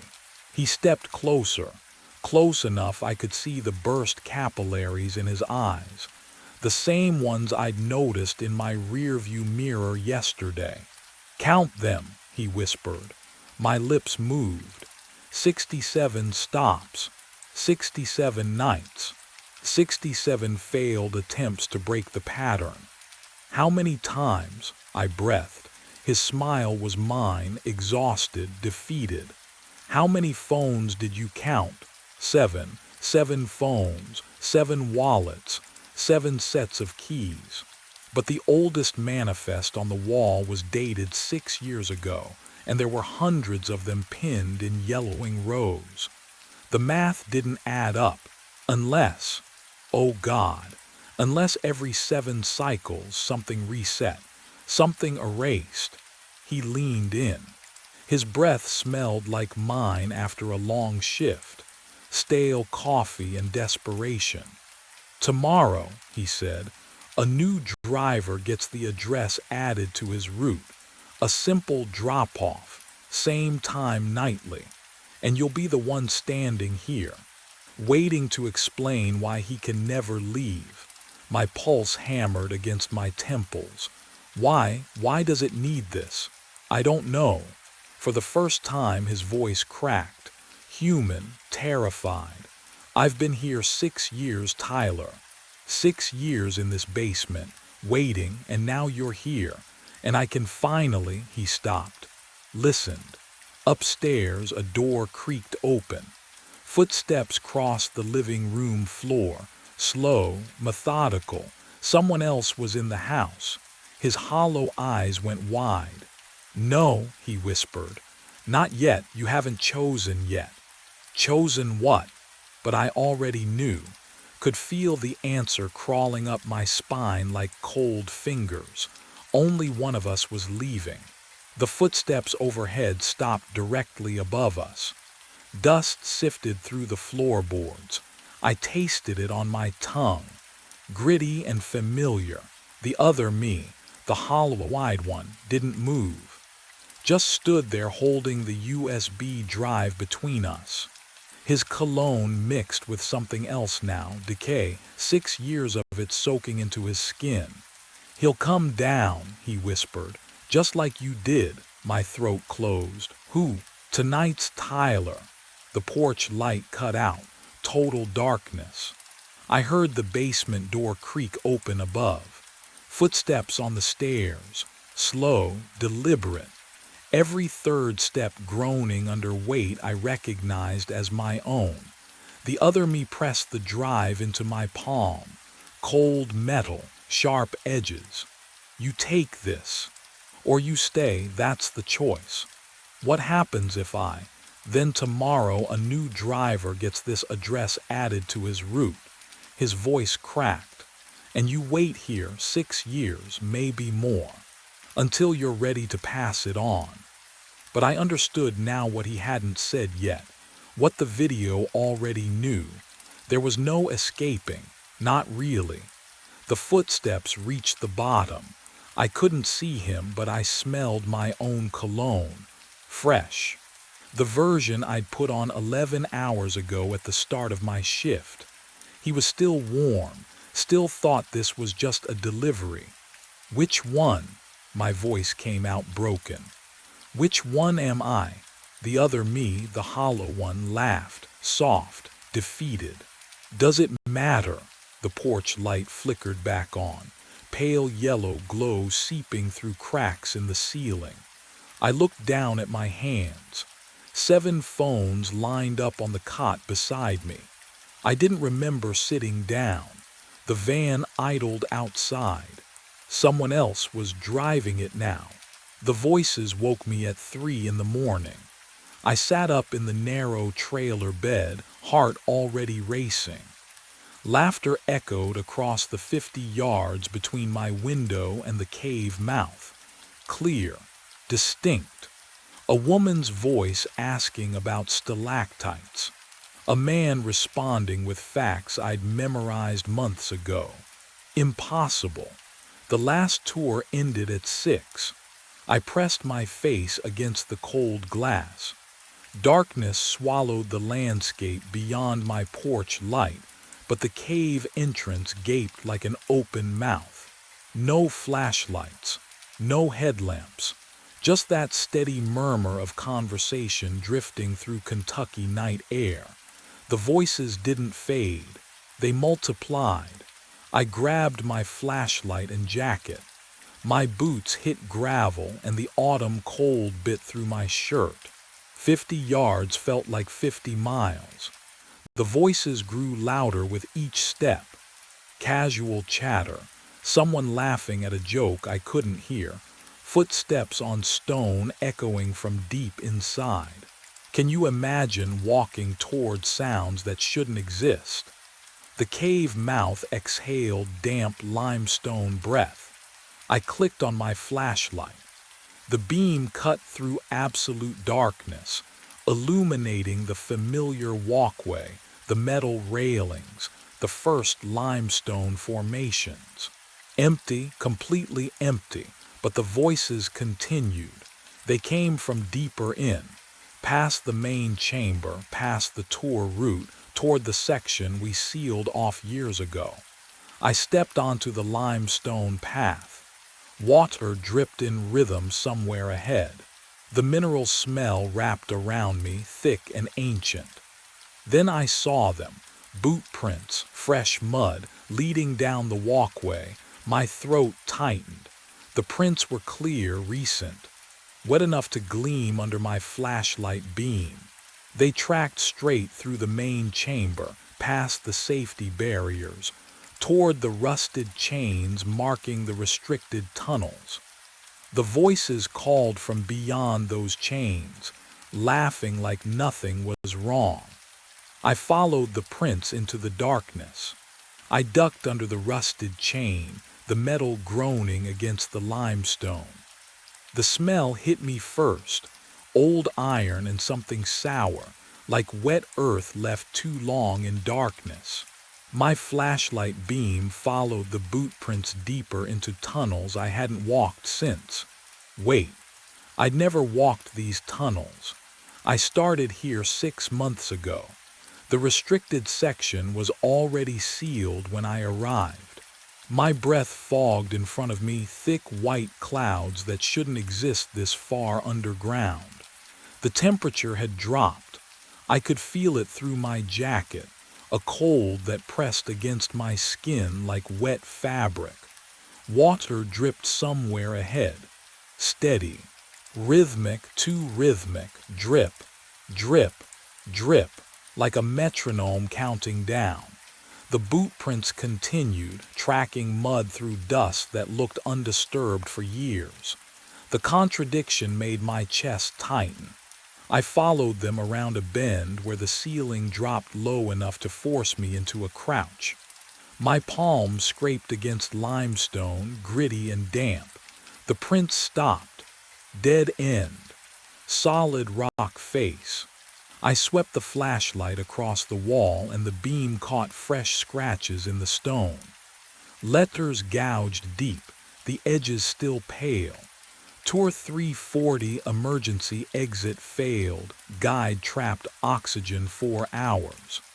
Below it, carved in smaller letters, December 19th, 2024. Today's date. My hand trembled. The flashlight beam shook across the wall. Can you imagine finding your own warning, your own handwriting in stone you've never touched? Behind me, the voices grew louder, not echoing from the main chamber anymore. Closer, moving through solid rock, through limestone that should block all sound. Footsteps approached from inside the wall itself, dozens of them, all walking toward me through impossible space. The voice came through the limestone, clearer now.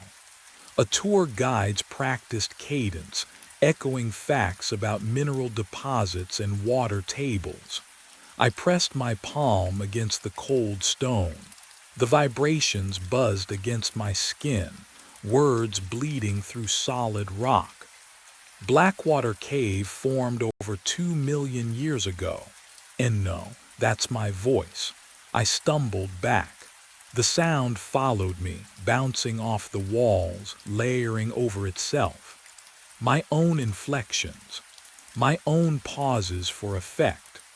Reciting facts I'd memorized 6 months ago, but the order was wrong, starting with geological history instead of safety protocols.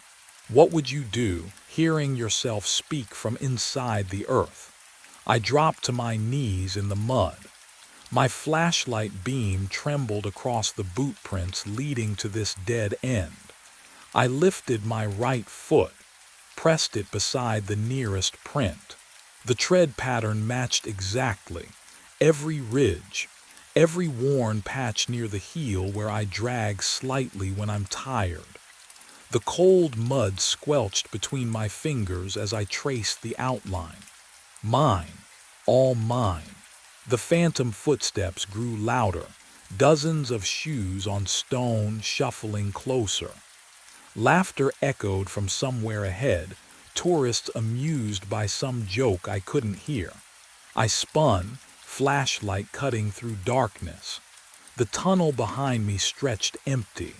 No movement, no bodies, just that voice.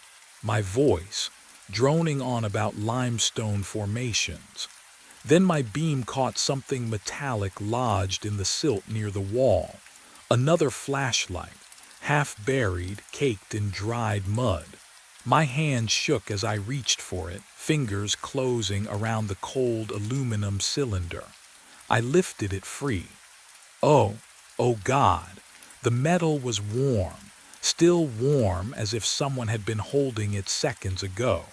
The warmth of the second flashlight seeped into my palm. Metal that should have been cold as the limestone around me. I dropped it, backed away. My mind raced back to 6 months ago, to the morning I'd signed the paperwork in Corrine, Shelby's cramped office above the gift shop. "You're running from something," she'd said, not a question. I'd stared at the contract. Atlanta, bad breakup, dead-end job, the usual. Her eyes held mine. 50-something, weathered face, hands that knew rope and rock. "This isn't a hiding place, Blake. It's quiet, but not always peaceful. Quiet is exactly what I need." She'd poured coffee that smelled like burnt earth and slid a mug across the desk. "There was an incident in 2011. A guide named Garrett Finley went down for a late inspection. Never came back up. We searched for 3 days, found nothing. No body, no equipment, no explanation." I took the mug. The warmth felt good. "What happened to him?" "Don't know," her voice dropped. "But we sealed the back tunnels after that, chain barrier. No one goes past the main tour route now, no exceptions." "Understood." "I'm serious, Blake," she leaned forward. "You hear anything strange down there, you leave. You don't investigate, you don't linger, you come up." "What would you do? Take a job in a cave where someone vanished without a trace?" I needed the isolation, the distance, the chance to stop thinking about everything I'd left behind. I moved into the trailer 50 yards from the cave entrance. Small, sparse, weak cell signal, perfect, 4 tour a day, same script, same jokes. Tourists laughed at the stalactite formations, gasped at the echo chamber, filed out satisfied. For 5 months and 3 weeks I heard nothing unusual.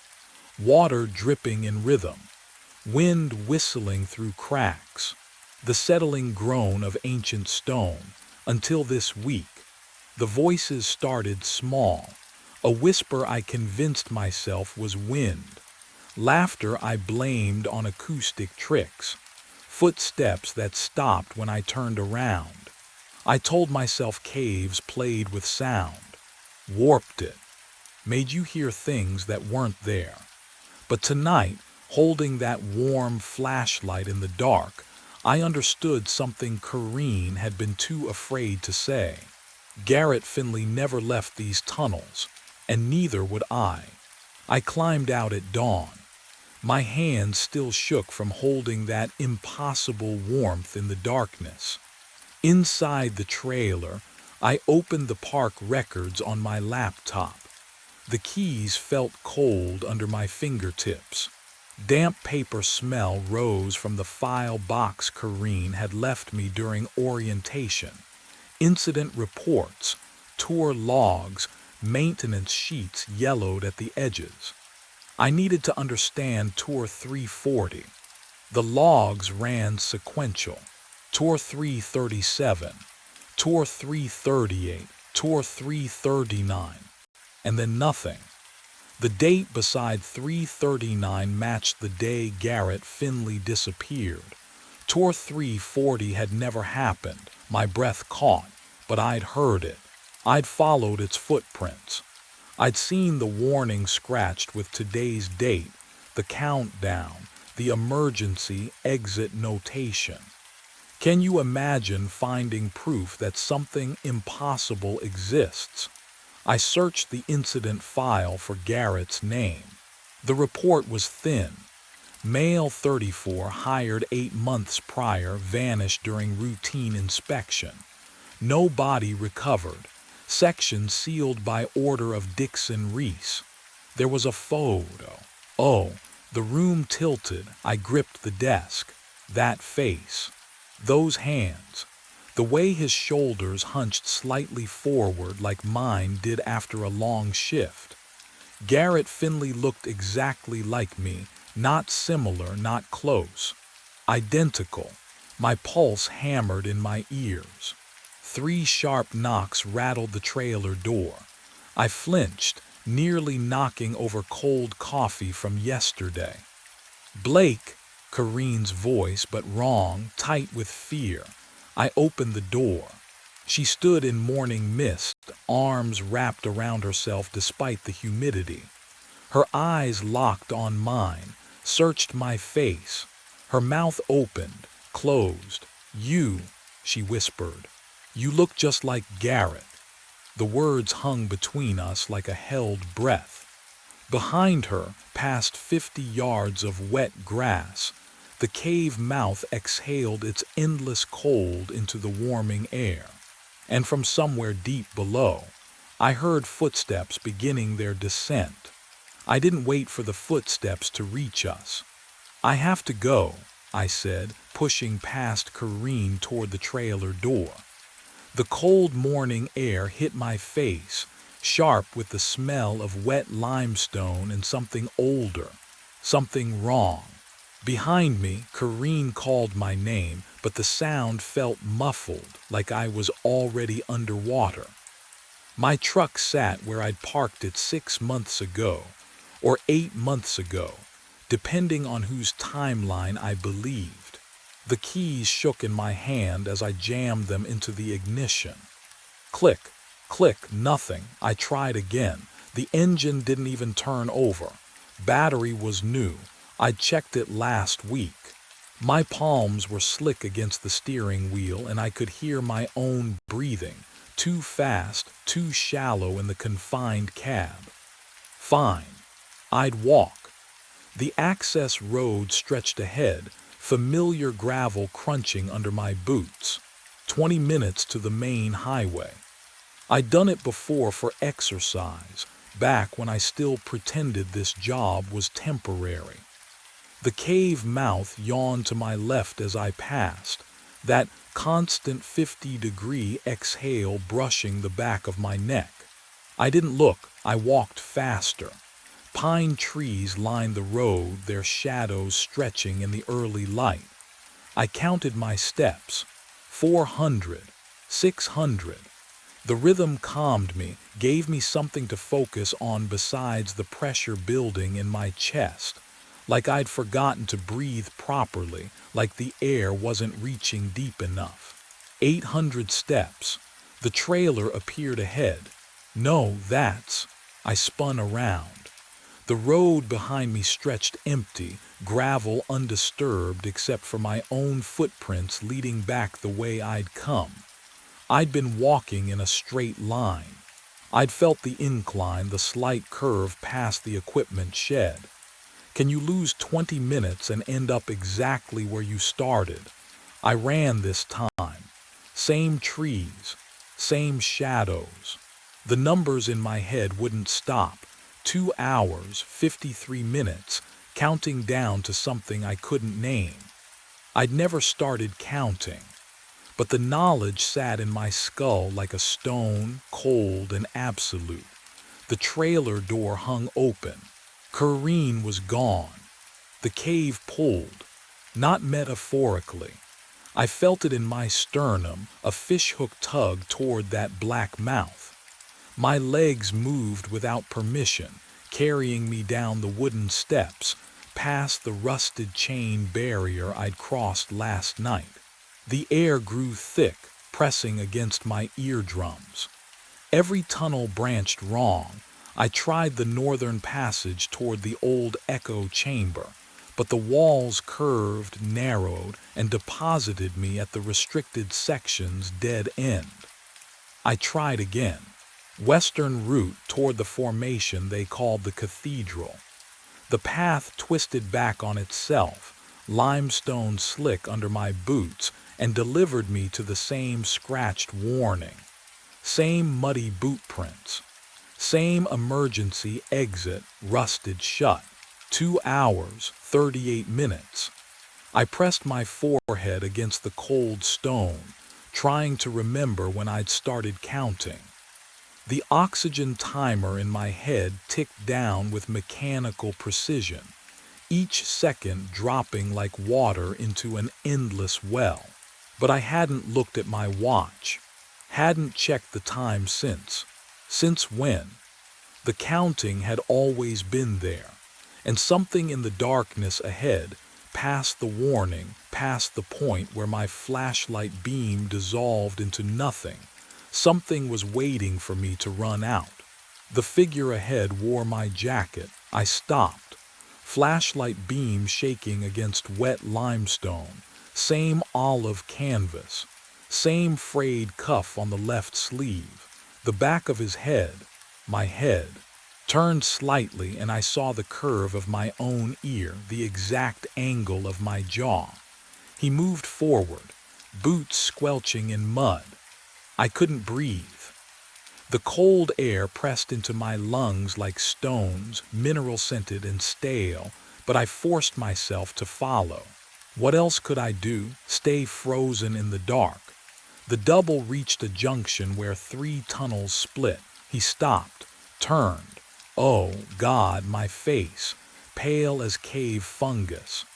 Mouth moving, shaping words I couldn't hear. His eyes, my eyes, locked onto mine, but there was no recognition. No shock, just terror, raw and endless. His lips kept moving, forming the same silent phrase over and over. Then he pointed deeper into the left tunnel. I tried to speak.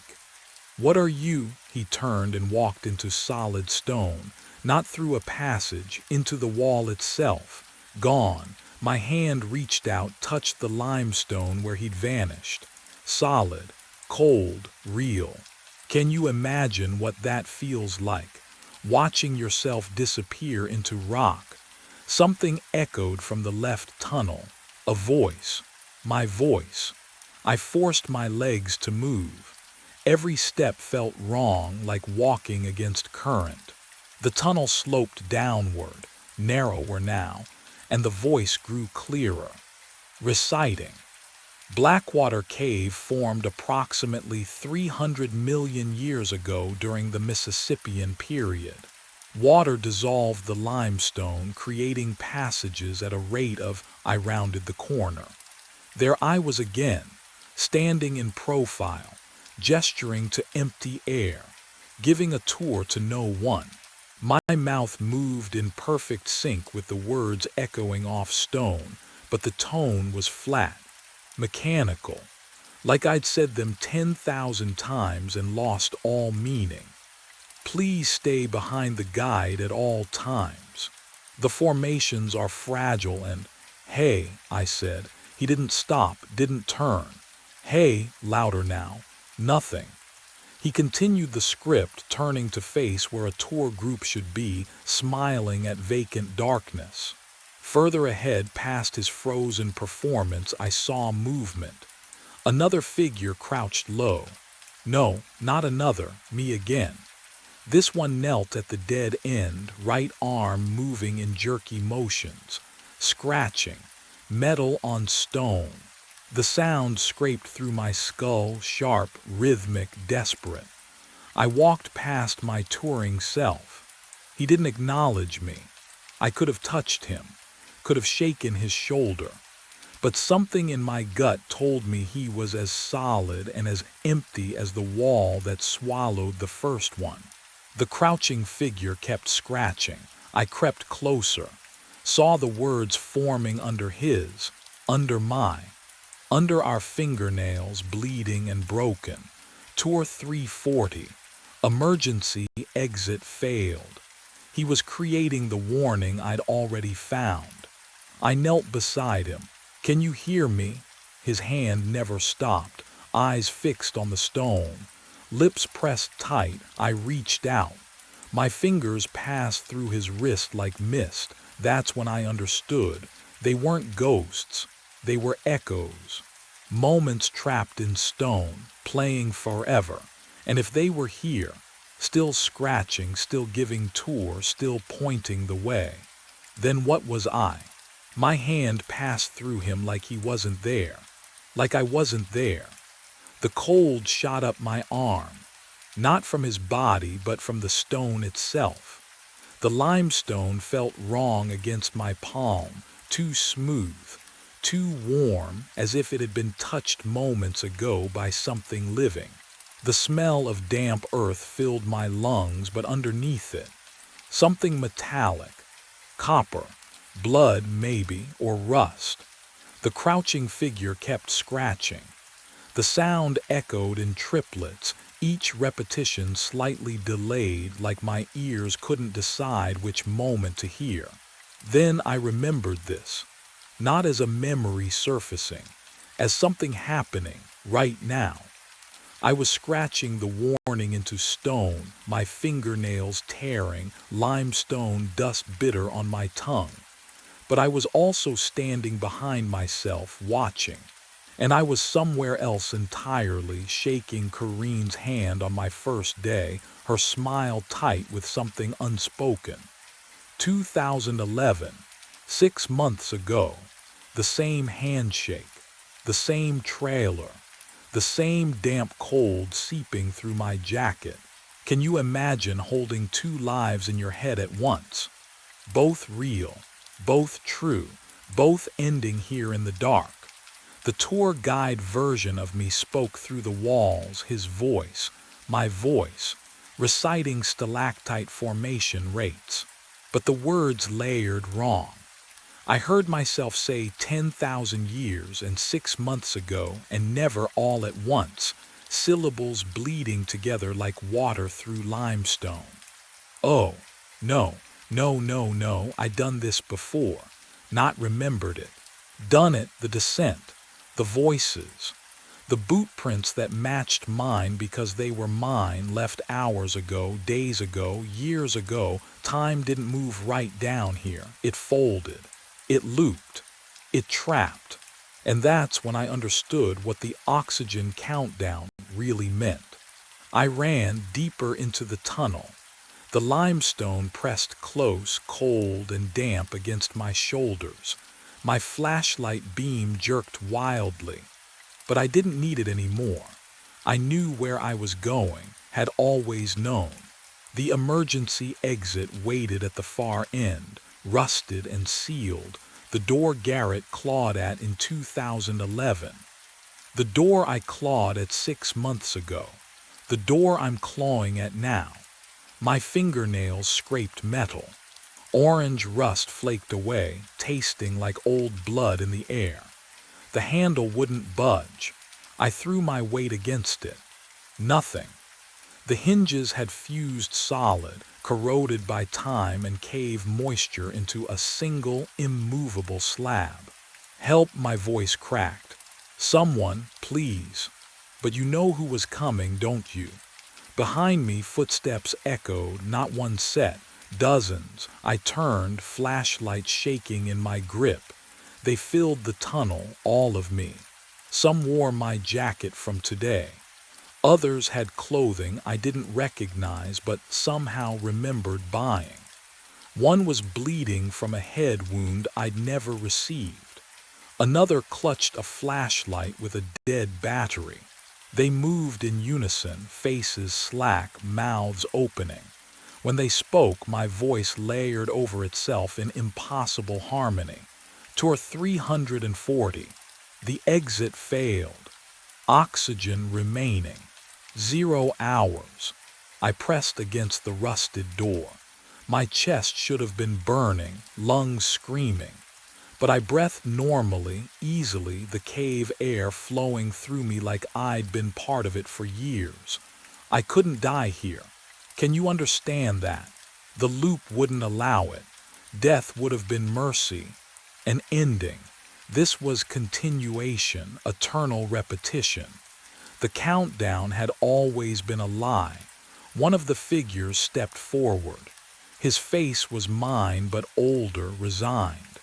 He pointed back toward the sealed section, toward the chains and the warning scratched in stone. You have to go back, he whispered. Seal it. Forget. Start again. And that's when I understood what Corrine had been trying to tell me the whole time. I wake to morning sun through the trailer window. The light feels warm, normal. 6 months I've been here now and the routine fits like old skin. I stretch, feet hitting cold linoleum and shuffle to the coffee pot. The aroma fills the small space, bitter, comforting, real. The schedule sits on the counter, 4 tour today. I scan the list. Tour 340, something flickers in my chest. Unease maybe, but I don't know why. My phone buzzes. Corrine. Blake, she says, her voice sounds tight. I need to check on you.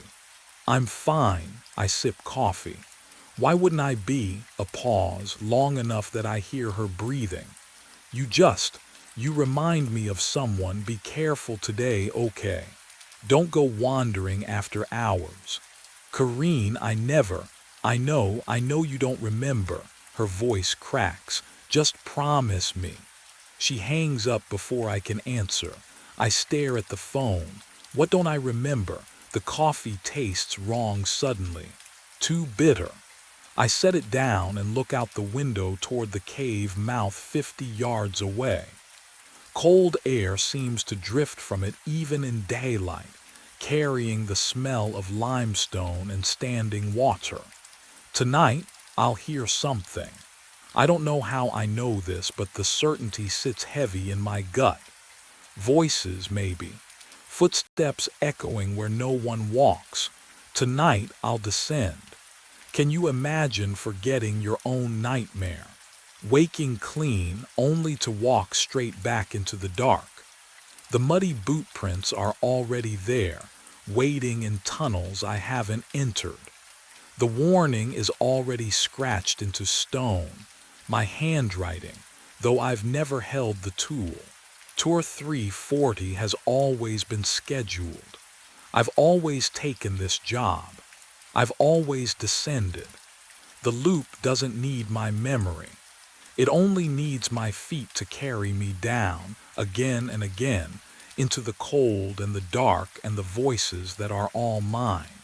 I finish my coffee. The sun climbs higher. Tonight comes regardless.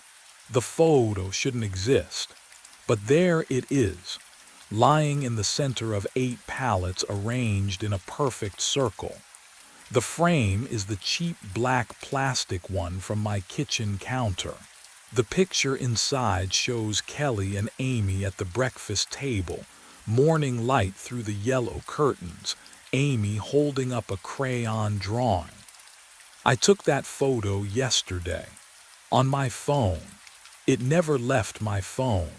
The concrete floor is ice cold through my boots. The warehouse stretches 200,000 square feet around me, fluorescent lights buzzing overhead, casting everything in sickly white.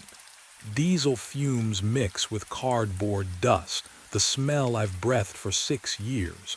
But tonight it smells wrong, metallic, like blood before you taste it. I crouch down, pick up the frame, still warm. My hands start shaking.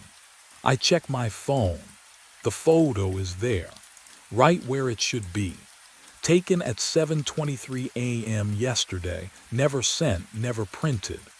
I look at the frame again, at my wife's smile frozen behind scratched plastic, at my daughter's gap-toothed grin. Someone was in my house. Someone printed this. Someone has been here, but what I still didn't understand yet was that someone was me. Behind me, a forklift roars to life. The sound rips through the silence like a chainsaw. 2 tons of machinery, engines screaming, tires squealing against concrete. I spin around. Oh, the forklift barrels down the main aisle, 40 feet away, 30. The overhead cage rattles, forks lowered like tusks. And I see the driver. And no, it's me. Same warehouse jacket, same boots, same face, but the eyes are black, completely black, vacant, empty. The thing wearing my face doesn't blink, doesn't swerve, doesn't slow down. It drives straight toward me. And what happened in the next 3 seconds would determine if I ever left this warehouse alive. My mind raced back 3 weeks before the photograph, before the black-eyed thing wearing my face. The shift started like any other. 10 p.m. I clocked in at Midwest Logistics, my footsteps echoing across 200,000 square feet of concrete and darkness. The fluorescent lights overhead buzzed their familiar hymn. I was alone, always alone on graveyard shift since Rick Salazar quit. I liked it that way. The first few hours passed in rhythm. Forklift, scan, stack, repeat. The smell of diesel and cardboard clung to my clothes, my skin, the back of my throat. Cold air leaked through the loading dock seams, winter pressing against metal walls. Around 4 a.m. I heard it, a forklift engine, running hard. The sound came from the far side of the warehouse, near the damaged goods section where the lights barely reached. The beeping, that reverse warning beep, echoing between the aisles, but I was the only one here. I set down my scanner, listened. The engine roared, then idled, then roared again. Someone was operating a machine in my building. I grabbed my flashlight and started walking. My boots scraped concrete. Each aisle I passed, the beam cut through towers of pallets stacked 15 feet high. Shadows danced. The forklift sound grew louder, closer, then suddenly stopped. Complete silence. I walked faster, checked every machine in the fleet. 12 forklifts, all parked in their charging stations. I pressed my palm against each engine block. Cold, every single one. But that wasn't the strangest part. What I didn't know then, what I wouldn't discover until the security footage, was that at exactly 3:47 a.m., something had started watching me back. I found the circle just past dawn. The damaged goods section smelled like diesel and wet cardboard. I'd been avoiding it all night, but something pulled me back there. The fluorescent lights buzzed overhead, flickering in that way that makes your skull ache. 8 pallets, arranged in a perfect circle. My boots stopped on cold concrete. The pallets were identical. Wooden, standard size, nothing special. But the precision. Can you imagine standing there, staring at geometry that shouldn't exist in a place like this? Each one spaced exactly the same distance apart. Each one turned at the exact same angle. Inside the circle, boxes were stacked. Not random, deliberate. They spelled my name. Marcus. My hands started shaking. I pulled out my phone and called Darren. He answered on the 5th ring, voice rough with sleep and irritation. "This better be good. You need to come in." My voice didn't sound like mine. "Some things just come in." He arrived 20 minutes later, boots echoing across the warehouse floor. He looked at the circle, looked at me, sighed like I'd wasted his time. "So you got creative on the night shift." "I didn't, Marcus." He pulled out his phone, thumbed through screens. Access logs. Building was locked from 11 p.m. to 6 a.m., just you. Nobody else swiped in. He looked up. "Just you." The boxes with my name stared back at us. "I didn't do this." Darren's jaw tightened. For just a second, something flickered behind his eyes, not confusion, recognition. "Go home," he said. "We'll talk Monday."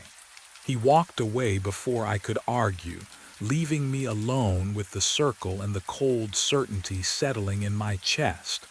But what the logs didn't show, what neither of us could explain yet, was how the pallets were still warm when I touched them. Darren didn't leave.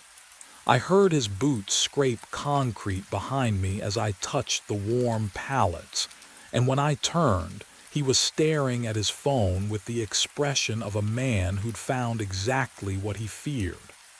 "Come with me," he said. The office smelled like burnt coffee and printer toner. Darren pulled up the security software on his desktop, fingers moving too quickly, like he'd done this before. The monitor's glow made his face look hollow. 3:47 a.m., he muttered, scrolling through the timeline.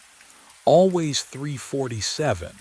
Always. The footage loaded. Black and white. Wide angle from camera 7, overlooking the damaged goods section. For a few seconds, nothing moved except the timestamp in the corner. And then I walked into frame. My throat tightened. On screen, I moved with perfect efficiency. No hesitation.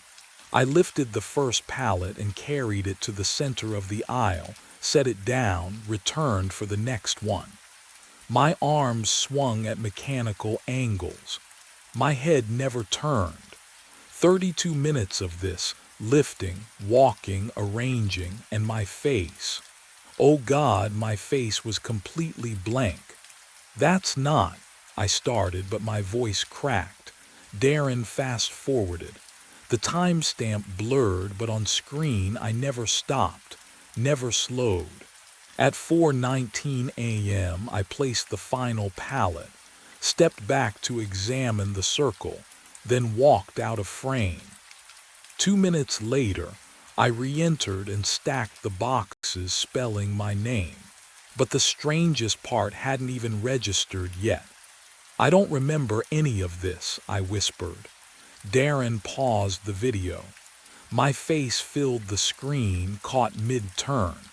My eyes were open, focused on something beyond the camera, beyond the warehouse.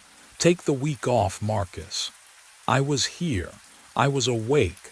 I'd take the week. He ejected a thumb drive from the computer and pocketed it before I could ask why he was keeping a copy. His hand shook just enough for me to notice. Go home to your family, Darren said, not meeting my eyes. And whatever you do, don't come back at night. The drive home should have taken 20 minutes. I don't remember any of it. When I pulled into my driveway, the dashboard clock read 11:15 a.m., but the last time I'd looked, it was 9:30. Somewhere, I'd lost an hour and 45 minutes. The house smelled like coffee and cinnamon toast. Warm, safe, everything the warehouse wasn't. Kelly stood at the kitchen counter, still in her scrubs from her shift. She turned when I walked in and her face did that thing. That careful arrangement of concern trying to look casual. "You're home early," she said. I set my keys on the counter. "Darren gave me the week off." "Gave you off or sent you home?" My throat tightened. "Does it matter?" She crossed the small kitchen and touched my arm. Her fingers were warm, too warm, like the difference would burn. "Marcus, are you okay? Would you lie to someone you loved if the truth sounded insane?" "I'm fine," I said. "Just tired." Kelly's hand dropped. She studied my face the way nurses do, reading vital signs and expressions. "You've been talking in your sleep. Everyone talks in their sleep. Not like this." She moved to the coffee maker, poured me a cup I didn't ask for. The steam curled between us. "You've been saying numbers, grid coordinates, B7, F12, over and over for hours." The warehouse grid system. My chest went cold. "And," Kelly hesitated, "you've been saying your own name just. Marcus, Marcus, Marcus, like you're trying to remember who you are." I wrapped both hands around the mug to stop them shaking. The heat bit into my palms. What do you say when your subconscious is mapping a building you can't remember walking through? But what Kelly told me next, that changed everything. Before I could answer, Amy padded into the kitchen in her sock feet, clutching a piece of construction paper.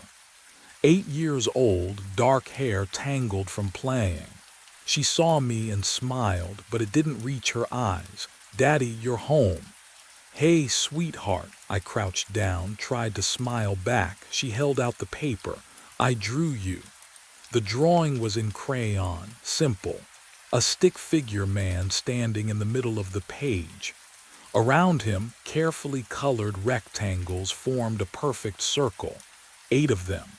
Inside the circle, letters spelled out in wobbly child handwriting. MARCUS. My hands went numb. That's really good, Amy." "You were at work," she said quietly. "I saw you." Kelly's breath caught. "Amy, honey, you've never been to Daddy's work." Amy looked up at me. Her eyes were too old, too knowing. "I saw him last night," she whispered. "In my dream, he was building something, and he couldn't stop. I parked behind the warehouse at 2 a.m. Darren told me not to come back. Kelly wanted me home. I came anyway." The fluorescent lights hummed above empty loading docks, casting their sick yellow glow across 200,000 square feet of nothing.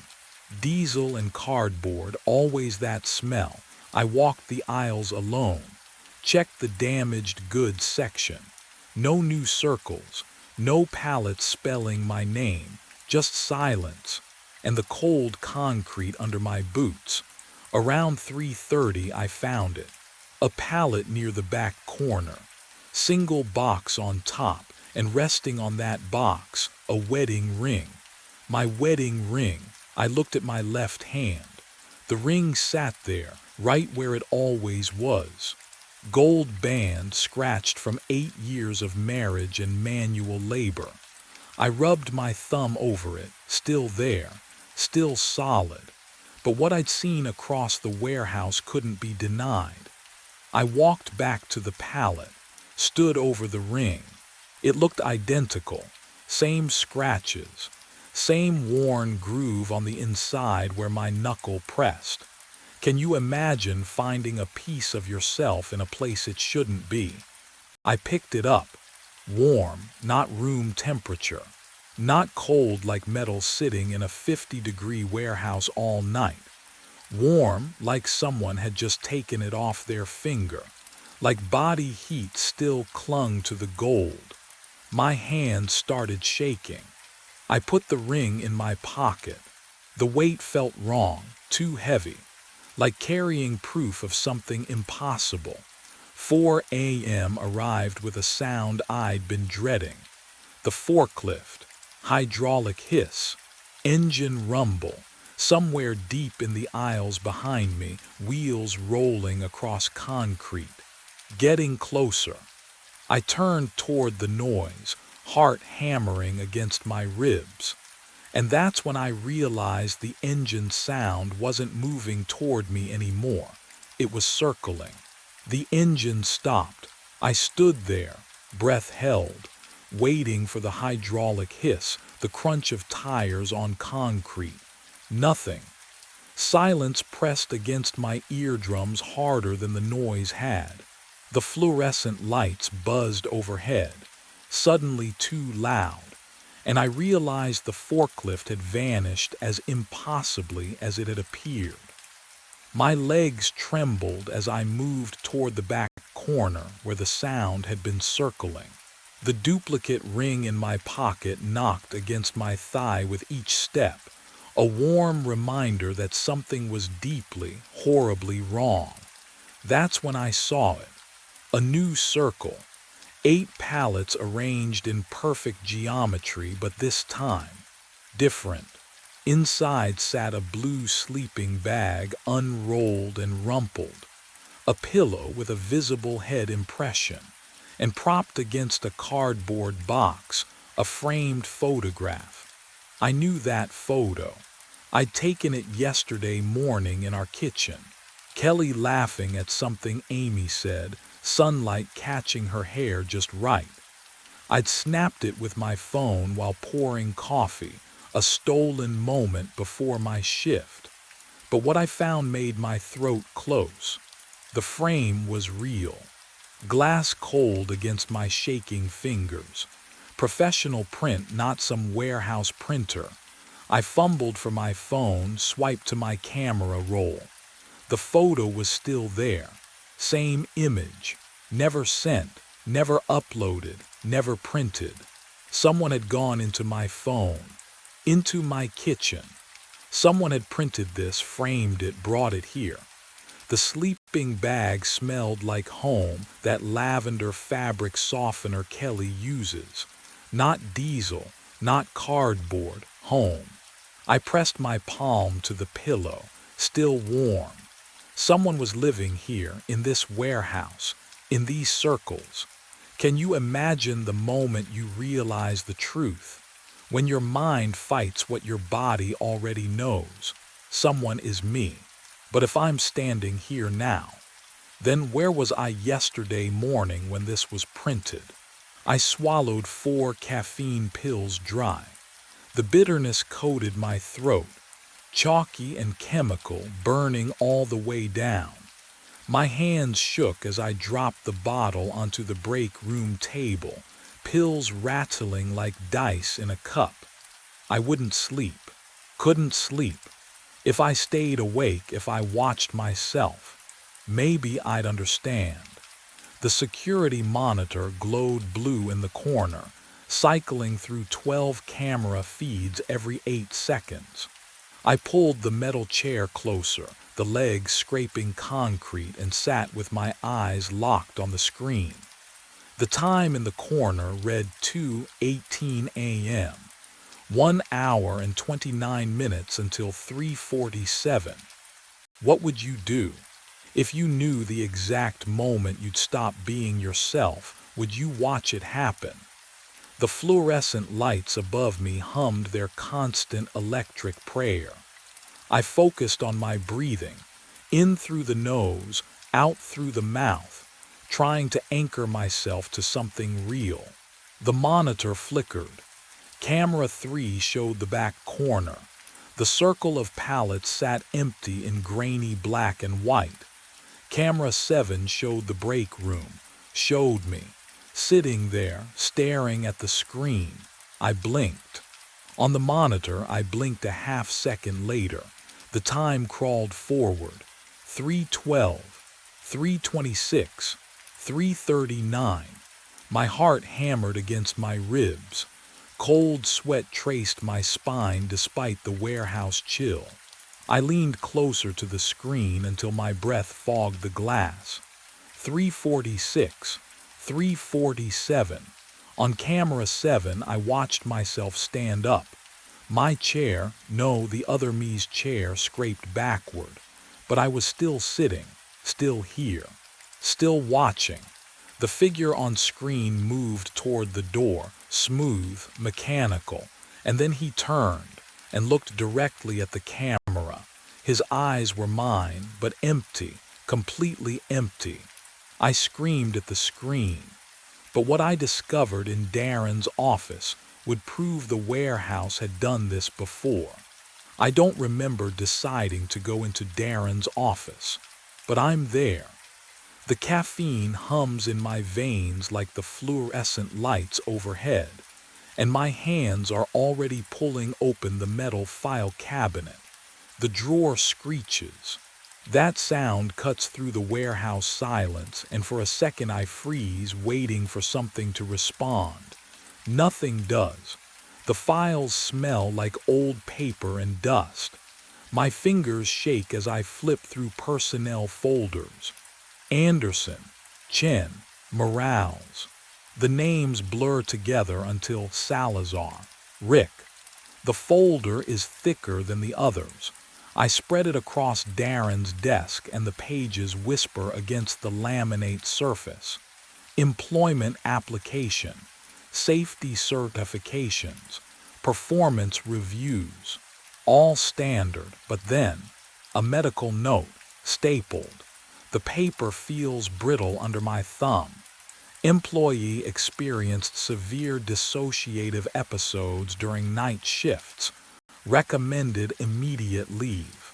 Patient reports lost time, autonomic behavior, inability to recall work activities.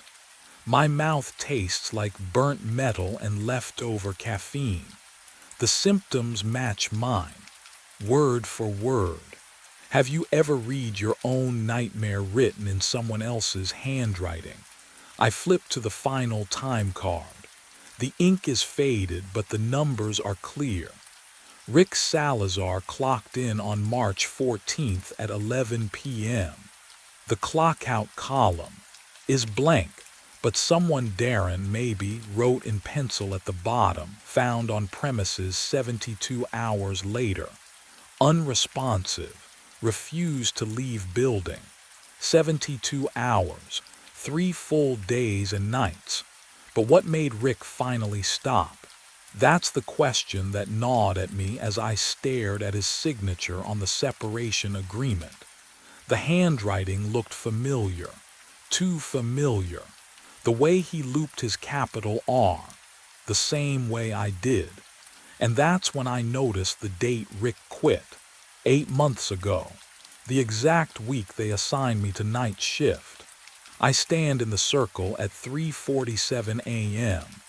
The warehouse hums around me, that low-frequency vibration in the concrete floor. I feel it in my teeth, in my bones.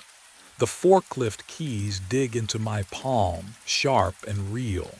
The smell of diesel and cardboard wraps around me like a blanket I never asked for. My phone buzzes. Kelly, when are you coming home? Home. The word feels foreign, like a language I used to speak. I look at the pallets surrounding me, 8 of them, perfect spacing. My hands ache to adjust the one on the left, 2 inches counterclockwise. The need crawls under my skin like insects. Can you imagine that? Needing to move boxes more than you need to breathe. But what I understood in that moment would change everything. Rick Salazar stood here too, 8 months ago. He felt this same pull, this same hum. The warehouse found him. And when it finished with him, it threw him away and waited. Waited for me to take the night shift. Waited for 3:47 a.m. I wasn't special. I was just available. My phone buzzes again. Amy drew you another picture today. Please come home. Amy. I remember her last drawing on the fridge. Daddy surrounded by boxes, the boxes forming a circle. She saw this coming before I did. Kids always know, don't they? They see the truth adults refuse to acknowledge. And that's when I realized what Rick never did. The warehouse doesn't keep you. You keep yourself. I dropped the keys. They clattered on the cold concrete, the sound echoing through 200,000 square feet of empty space. My hand found my phone instead. On my way, I typed. The hum grew louder, angry maybe, or maybe just indifferent. I walked toward the exit. Each step felt like tearing duct tape off skin. Behind me, the circle waited for someone else. It always does. The backseat was empty. I checked the rearview mirror again, blinked hard. The worn leather seat stretched vacant in the yellow glow of passing streetlights. No businessman, no pressed charcoal suit, just gone. My foot eased off the accelerator. The Crown Victoria's engine hummed lower, a tired growl that matched the pulse hammering in my ears. I'd only looked away for 3 seconds, maybe 4, to merge onto the highway. He'd been there, silent as always, hands folded in his lap. Now nothing. The pine air freshener swung from the mirror, tick-tock, tick-tock. Its chemical sweetness couldn't mask the smell creeping through the cab. Something stale and wrong, like old sweat trapped in closed spaces. But the suitcase remained. Black leather, expensive looking, sitting upright on the seat where he'd placed it. I hadn't heard a door open. Hadn't felt the rush of cold November air. The child locks were still engaged. I never turned them off after midnight fares. My hands tightened on the wheel. Slick. When had I started sweating? Behind me, Terminal 3 shrank into darkness, its fluorescent lights swallowed by distance. The highway stretched empty in both directions. No other headlights. No witnesses to whatever the hell just happened. I should pull over, call someone, but who? Michael would laugh, tell me I was working too many night shifts again. He was probably right. I was probably the suitcase. Moved, not much. Just a subtle shift, like something inside had rolled from one end to the other. The leather creased, then smoothed. And then I heard it. Breathing. Slow. Rhythmic. The rise and fall of sleeping lungs muffled through expensive leather. Can you imagine that sound? That wet, living rhythm coming from luggage. I twisted in my seat, eyes locked on the case. The luggage tag dangled from its handle, spinning lazy circles in the air conditioning's breath. White cardstock, black ink. I leaned closer, squinting at the name printed there. Daniel Reeves, my name. But what I discovered in the side pocket would change everything. My mind raced back. 4 weeks earlier, before the suitcase, before everything. 2:47 in the morning, Terminal 3. I sat parked in the pickup zone, engine idling, watching fluorescent lights hum and flicker above empty pavement. The smell of burned rubber and jet fuel hung thick in the cold air. Monday nights were always dead after midnight, just me and the occasional red-eye arrival. The arrival's board blinked. Chicago. On time. 3 minutes later he appeared. Charcoal suit, black leather suitcase, mid-40s maybe, clean-shaven face that gave away nothing. He opened the back door without a word, slid into my cab like he'd done it 1,000 times before. I glanced at the rearview mirror. Where to? He didn't answer, just held up his phone, screen facing me. An address glowed in white text, Oak Street downtown. Okay, I said. Silence settled between us like fog. I pulled away from the curb, tires whispering against wet asphalt. Rain had stopped an hour ago, but everything still glistened under streetlights. I tried again. Business trip, nothing. He stared out the window, hands folded in his lap. That's when I noticed it, a small scar on his left hand, pale, crescent-shaped, the kind that comes from something sharp. But what caught my attention wasn't the scar itself, it was how still he sat. No fidgeting, no phone scrolling, just waiting. The ride took 18 minutes. He paid cash, exact change, left without a word. I watched him disappear into a building I'd never remember the name of. Strange fare, I thought, nothing more, but the next Monday, 2:47 a.m., Terminal 3, Chicago flight. There he was again, same suit, same suitcase, same silence, and the Monday after that. And the Monday after that, always the same, always silent, always that scar catching the dashboard light. I should have felt relieved, a guaranteed fare every week, easy money. Instead, something cold settled in my chest, because routines are supposed to feel normal. This one felt like being watched. I called Michael at 3 in the morning. Daniel, his voice crackled with sleep and irritation. What's wrong? The phone felt cold against my ear, slick with sweat from my palm. That passenger I told you about, the Monday guy. I saw something on his phone screen. Okay, a yawn stretched through the line. My texts, Michael, private messages I sent you last week, word for word on his screen. The silence lasted too long. Then came the laugh, soft at first, building into something that made my stomach clench. Danny, come on. You probably just, I don't know, saw something similar and your brain filled in the rest. How many night shifts you working this week? I know what I saw. You're exhausted. You've been driving how many hours straight? 12, 14. The concern in his voice felt rehearsed, distant, like he was reading from a script titled How to Calm Your Paranoid Brother. This is different. Get some sleep. Seriously. When's the last time you took a day off? I opened my mouth, closed it. When was the last time? Yeah, Michael said, softer now. That's what I thought. Look, I've got an early meeting. We'll grab coffee this weekend, okay? The line went dead before I could answer. I sat in my taxi outside a darkened convenience store, engine ticking as it cooled. The streetlight above me buzzed, a steady, maddening hum that burrowed into my skull.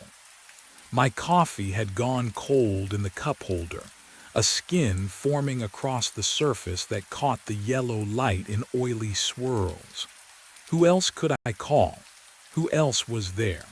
The truth settled like wet concrete in my chest. No one. There was no one else. I'd spent years perfecting the art of being alone, convincing myself it was safety, not isolation. Now I needed someone to believe me, and I'd built walls too high to climb. But what I'd seen on that screen would haunt me in ways I couldn't yet understand. I drove home as dawn bled gray across the skyline. My apartment building looked wrong in the early light, too sharp, too still. like a photograph of itself rather than the real thing. I parked in my usual spot and stared up at my fourth-floor window. The curtain hung exactly as I'd left it. Exactly. Inside my studio, everything smelled faintly of pine from the air freshener I kept by the door.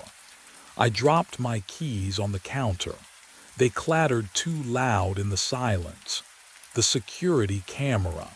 I'd installed it 6 months ago, one of those cheap models that sent alerts to my phone. Paranoia, Michael had called it. Waste of money. But now I pulled up the app and scrolled back through the footage, watching my empty door from the hallway perspective. Hours of nothing, just the occasional neighbor passing by. Linda Ochoa shuffling past with her grocery bags. The usual. I made fresh coffee and kept scrolling. Day after day of recorded stillness. My door remained closed, locked, untouched. So why did my apartment feel different every time I came home? I watched that grainy feed for hours, barely blinking until my eyes burned and the screen blurred. The coffee went cold again. I didn't care. Somewhere between exhaustion and obsession, I'd stopped being able to tell the difference. Every pixel mattered now. Every shadow in the hallway held potential answers. Tuesday afternoon footage loaded on my phone. 4:17 p.m. The hallway empty. Then a figure stepped into frame, wearing my jacket, using my walk, unlocking my door with a key. The figure paused before entering and for just a moment, less than a second, turned toward the camera. My face stared back at me through the screen. But the expression was all wrong, the smile too wide. The head tilted at an angle I'd never use, and he waved, directly at the camera, at me watching, as if he'd known all along I'd be here, in this exact moment, discovering him. The timestamp read 4 days ago. For days I'd been living in an apartment someone else had been inside. Someone wearing my face. Someone who wanted me to know. I drove home as dawn bled gray through the windshield, my hands still trembling from watching that footage. My own face. My own smile. Wrong. The key turned in the lock like always. The door opened onto silence. For a moment, just a breath. The familiar smell of stale coffee and old leather wrapped around me like safety. Then I stepped into the bathroom. The toothbrush sat on the left side of the sink. I always keep it on the right. Always. My hand hovered over it, not quite touching, as though the blue bristles might burn my fingers. Someone had used it. Someone had stood where I stood, looked into my mirror, brushed teeth that weren't theirs. Can you imagine that? The invasion of it. I backed into the kitchen. The fridge hummed its usual monotone, but when I opened it, oh God, organic milk, Greek yogurt, a carton of blueberries still dewy with condensation. I buy instant coffee and day-old sandwiches. Nothing fresh, nothing expensive, but what I found next made my skin go cold. My jacket, the brown leather one, draped over the chair like it belonged there. I lifted it to my face. The scent hit me like a fist. Sharp cologne, something woody and deliberate. I don't wear cologne, never have. The leather felt warm, as though someone had just taken it off. I moved through the apartment room by room. Closet, bedroom, the narrow space behind the shower curtain.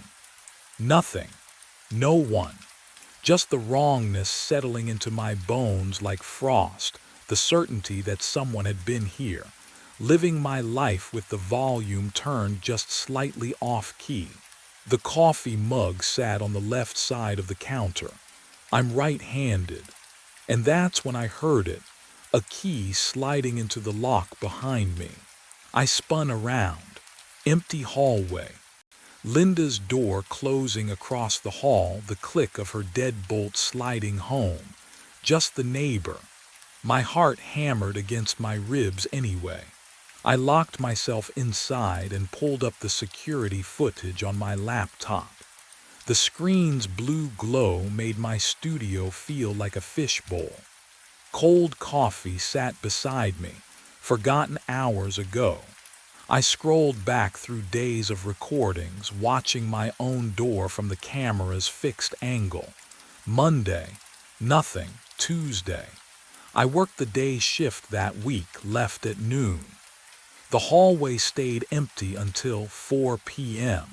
Someone walked up to my door, wearing my black jacket, my jeans, my face. The figure reached into a pocket, pulled out a key, and unlocked my door with their left hand. I'm right-handed, my throat closed. I watched me walk inside like he owned the place, because apparently he did. I fast-forwarded. 30 minutes later, the footage from my interior camera loaded. The doppelganger moved through my kitchen, opening cabinets with that same wrong hand.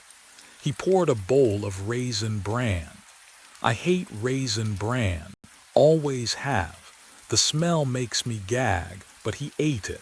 Slowly, methodically, like someone performing a role they'd studied. Then he settled on my couch and turned on the TV. Channel 47. Home improvement shows. I never watched that garbage. He sat there for 2 hours, unblinking, while some host renovated a bathroom. Everything he did was me, but wrong. A reflection that moved backwards. What would you do if you watched yourself living a life you'd never lived? I clicked to Wednesday's footage. Thursdays, Fridays. He came back every afternoon. Always 4 p.m. Always using the left hand to turn doorknobs, lift mugs, tie shoes. Each visit he stayed longer. But what I saw on Saturday's recording made my blood turn to ice water. He wasn't alone anymore. I parked across the street from my own building at 3:30, watched the entrance through fogged windshield glass. My breath came out in short bursts, and the cold settled into my bones like it belonged there. 4 o'clock passed. No one entered. By 4:15, I couldn't wait anymore. I crossed the street, unlocked my door with shaking hands. The apartment smelled like fresh coffee, dark roast, the kind that burns your throat. I never drink dark roast. The mug sat on the counter, still warm when I pressed my palm against the ceramic, steam rising in lazy spirals. He'd been here minutes ago. Maybe seconds. I checked every room. Closet, bathroom, under the bed, nothing, gone. I tried again Tuesday, arrived at 3:45 this time. But when I finally entered at 4:20, the coffee maker was still dripping, hot liquid pooling into the carafe. The sound filled the kitchen. Drip, drip, drip. Each drop felt like a heartbeat I'd missed. Can you imagine chasing yourself through your own life and always arriving too late? But what happened next made everything worse. My phone buzzed Wednesday afternoon. Michael's text glowed on the screen. "Why'd you call me yesterday asking about Mom's recipe? You hate her cooking." I stared at the words. Yesterday afternoon, I drove a lawyer to O'Hare, then a college student to Navy Pier. Then I pulled up my phone records with trembling fingers. There it was. 2:17 p.m., call to Michael. Duration 6 minutes. I scrolled further. Calls to my bank. my landlord, numbers I didn't recognize. All made while I was behind the wheel, hands on leather, eyes on road, all in my voice. My throat tightened. He wasn't just living in my apartment anymore. He was living my entire life. And whatever he was building toward, I was running out of time to stop it. My phone vibrated at 3:27 in the morning. Michael's name glowed on the screen. He never called during my shift. Danny. His voice sounded hollow, stretched thin like old tape. We need to talk. I pulled into a dark lot behind the Route 41 gas station. The fluorescent lights hummed their usual insect song through my windshield. What's wrong? You came by yesterday afternoon. He paused. Static crackled between us. You sat on my couch, we talked for an hour. My hands went numb on the steering wheel. Michael, I worked a double shift yesterday, 14 hours straight. You told me about that camping trip when Dad left us alone overnight, when I got scared of the raccoons. The pine air freshener swung from my mirror, releasing its chemical sweetness. We never went camping, I said. My voice didn't sound like mine. Dad took us fishing twice, that's it. Danny, I remember, you were there, you laughed about it, said I cried for 3 hours. Can you imagine forgetting your own childhood? Watching someone else's memories replace yours? What are you on? Michael's words cut sharp. Pills, something else, because this isn't exhaustion anymore. But the real question was worse than that. I'm not using anything, I whispered. The coffee stains on my dashboard looked wrong suddenly. Too many rings. Had there always been that many? Then why don't you remember visiting me? His breathing came faster now. Why are you saying things that didn't happen? Happened. My throat closed. Because what if I was wrong? What if the camping trip was real and my memory had holes I'd never noticed? What if I'd been losing pieces of myself for weeks and never knew? Michael, the line went dead. I sat in the dark trying to remember my father's face, trying to remember what was real. My own past felt like fog now, slipping through my fingers every time I reached for it. And that's when I realized the worst part. If my memories were lies, then who was I? I couldn't trust my memories anymore. So maybe I could trust the evidence. I pulled into the empty lot behind the Route 41 gas station, killed the engine. The suitcase sat in the back seat where the passenger had vanished, and yes, it was still moving, rising, falling like lungs. My hand went to my jacket pocket for my keys. They were there, right where they should be, but my fingers trembled as I reached for the suitcase anyway, dragging it into the front seat. The leather was warm, body temperature warm. The smell hit me then, that familiar cologne I'd noticed in my apartment, the one I didn't own, sharp and citrusy and wrong. The clasps clicked open too easily. Inside, oh God, my wallet. The brown leather one with the coffee stain on the corner, my keys. The rabbit's foot keychain Michael gave me 10 years ago, my phone. The cracked screen protector I'd been meaning to replace for months. I patted my pockets again, frantic. Felt the weight of my wallet, my keys, my phone, all still there, all exactly where they belonged.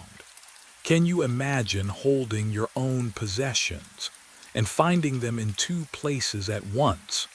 But that wasn't the worst part. White squares scattered across the passenger seat as I lifted the wallet out. Polaroids, maybe 20 of them. They fell like snow face up, and every single one showed the same thing. Me, asleep, behind the wheel of my taxi. What I saw in those photos would make me question every moment I thought I'd been alone. The first photo showed me slumped at a red light, head tilted back against the headrest, street-light glare on the windshield. The angle was from outside, passenger side window. Someone had stood right there, right beside my car, close enough to touch the glass. I shuffled through them. My hands wouldn't stop shaking, me at another red light, eyes closed, mouth slightly open. Me parked at Terminal 3, head against the window. The timestamp on the dashboard clock read 3:14 a.m. Me at the gas station. This one was different. The camera angle was from inside the car. The back seat. They'd been inside. I flipped through faster, photo after photo, different nights, different locations, always the same, me unconscious, vulnerable, unaware. The photos had a quality to them, a clarity that said they weren't taken hastily. Someone had framed each shot, waited for the right moment, the right light. How many times had I fallen asleep at red lights thinking I was alone? How many nights had I nodded off during long airport waits? How long had they been watching? The last photo made my stomach drop. It was taken from outside my apartment door, through the peephole, reversed. The angle showed my security camera and me, asleep on my couch, pizza box on my chest. But here's what made my skin crawl. I was holding my phone up, screen glowing, taking a selfie in my sleep. My thumb was on the button, but I don't take selfies. I never take selfies. Something crinkled at the bottom of the suitcase. Paper. I pulled it out, unfolded it with numb fingers. Handwritten. My handwriting, it was a schedule, my schedule, every fare, every stop, every bathroom break. 4 weeks of my life documented in my own handwriting in pen I didn't remember holding. At the bottom, one line, phase 2 complete. Monday reset. Monday. Tomorrow was Monday. 2:47 a.m. pickup at Terminal 3. And that's when I noticed what was tucked beneath the paper, something that would prove I wasn't the one being replaced. I drove straight to my apartment. No thinking, just moving. The hallway smelled like burnt popcorn and lemon cleaner, familiar and real. My key scraped into the lock, turned. Nothing. I tried again. The metal refused to give. Wrong apartment. No unit 213, same chipped paint on the door frame where I'd bumped it moving in. I jiggled the key harder. The lock didn't recognize me. "Can I help you?" Mr. Patterson stood at the end of the hall, arms crossed. My landlord, gray cardigan, coffee mug in hand. "My key, it's not working. I need to get into my apartment." He squinted at me. "Your apartment?" "Yes, 213. I've lived here 3 years. Son, Daniel Reeves terminated his lease 3 days ago." Patterson's voice stayed flat, matter of fact. Moved out completely, handed me the keys himself. The floor tilted beneath me. No, I didn't. Signed all the paperwork, left the place spotless. But what he said next made my blood turn to ice. Seemed in a real hurry to leave, actually. Said something about starting fresh. I backed away from my own door. The walls pressed closer. What would you do if everyone insisted you'd done things you never did? If your entire life rewrote itself while you were driving? My phone, Michael. My brother would know my voice. I called him with shaking hands. The phone pressed cold against my ear. 3 rings. Hello, Michael, it's me, it's Daniel. Silence stretched too long, way too long. I'm sorry, who is this? Daniel, your brother, Michael, please. I don't, your voice. That's not, he paused, breathing shallow. Who are you? The phone slipped from my fingers, clattered on the tile. Michael didn't recognize my voice anymore. I looked down at my left hand. Under the fluorescent lights, I saw it clearly for the first time. The scar. Monday, 2:47 a.m. Terminal 3 again. I parked in the pickup zone like muscle memory commanded.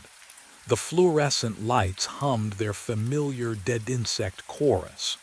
My left hand gripped the steering wheel, and the scar caught the overhead glare, small, precise, on the exact spot I'd memorized weeks ago. The businessman emerged through the sliding doors, but everything was wrong. He stumbled toward my taxi, eyes wide, scanning the empty pickup lanes like something might follow him. His suit hung wrinkled. Sweat darkened his collar despite the October chill seeping through my cracked window. He yanked the rear door open, breathing hard, ragged gasps that fogged the rearview mirror. "Thank God you're here," he said. His voice. Oh God, his voice. "Someone has been impersonating me for 6 weeks." The words tumbled out, desperate, pleading. They knew my schedule, my passwords, they wore my face. I couldn't breathe. The pine air freshener smell turned chemical, suffocating. He leaned forward between the seats. "You have to believe me. I'm the real." I raised my left hand. Showed him the scar. He stopped, stared, then slowly. He raised his own left hand. The same scar, same placement. What would you do? Can you even imagine that moment when you realize you might not be you? But here's what I understood then in that humming, fluorescent silence. It didn't matter anymore which of us was real. We were both replacements now. Both passengers in someone else's pattern. He slumped back into the worn leather seat. I put the taxi in drive. "Where to?" I asked, because what else do you say when your existence dissolves? He didn't answer. Neither did I expect him to. We drove into the October darkness, 2 men wearing the same scar, neither one certain who'd earned it first. The city swallowed us whole, and somewhere, someone else was already climbing into the next version of our lives. The voice on the phone was mine. I pressed the cold plastic against my ear and heard myself speak. Not an echo, not a recording, my voice, my exact cadence, the way I swallow before bad news. "Vincent," it said, "Platform 7, 6:23. The train derails." My hand trembled. The fluorescent lights above Platform 7 buzzed, casting everything in sickly yellow. I could smell the bleach from my last cleaning round, still wet on the concrete, mixed with something else. Something metallic I couldn't place. "Who is this?" "You know who this is." The line went dead. My radio crackled to life. Rachel's voice cut through the static, sharp and impatient. "Carver, you copy. I need debris cleared from Platform 7 before the morning train. You've got 4 minutes. 4 minutes until 6:23. I clipped the radio back to my belt. My breath came shallow. The station was empty at this hour, just me and the hum of distant ventilation. But I wasn't alone. I never was down here. What I didn't know then was that this call would be the first of many. I walked toward Platform 7, my boots echoing in the maintenance tunnel. Each step felt heavier than the last. The emergency lighting cast long shadows that seemed to move wrong. delayed, like they were following something else. That's when I saw it. A phone lying on the platform edge, screen glowing, ringing. I stepped closer.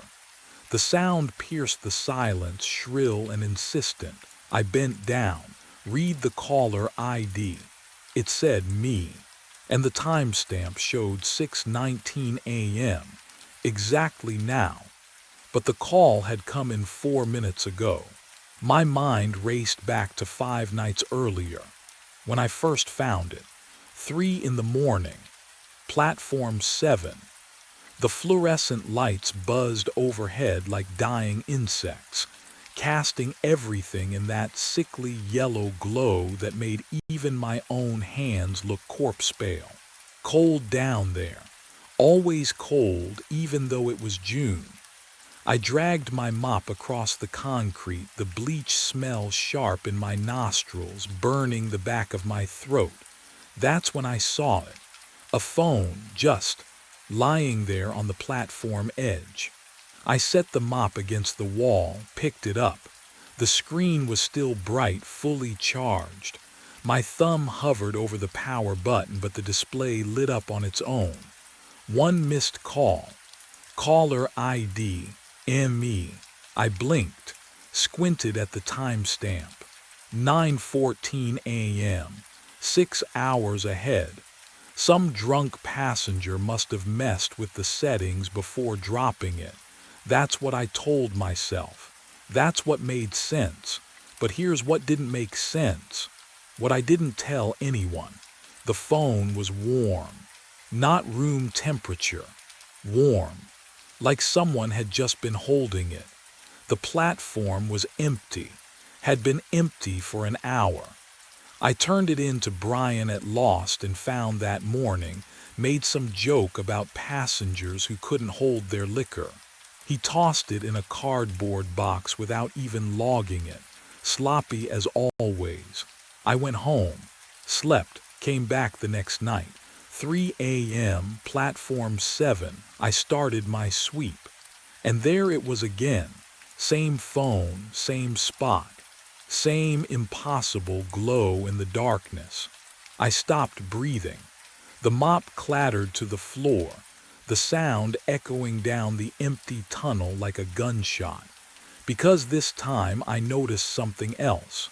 The missed call timestamp had changed, and what it showed made my blood run cold. I spent my lunch break in the archive room. The basement smelled like mildew and forgotten paperwork. Fluorescent lights hummed overhead, flickering every few seconds. I pulled the platform 7 incident reports going back 40 years. My hands shook as I turned pages. The paper felt brittle, cold. 3 derailments, all on platform 7. October 5th, 1984.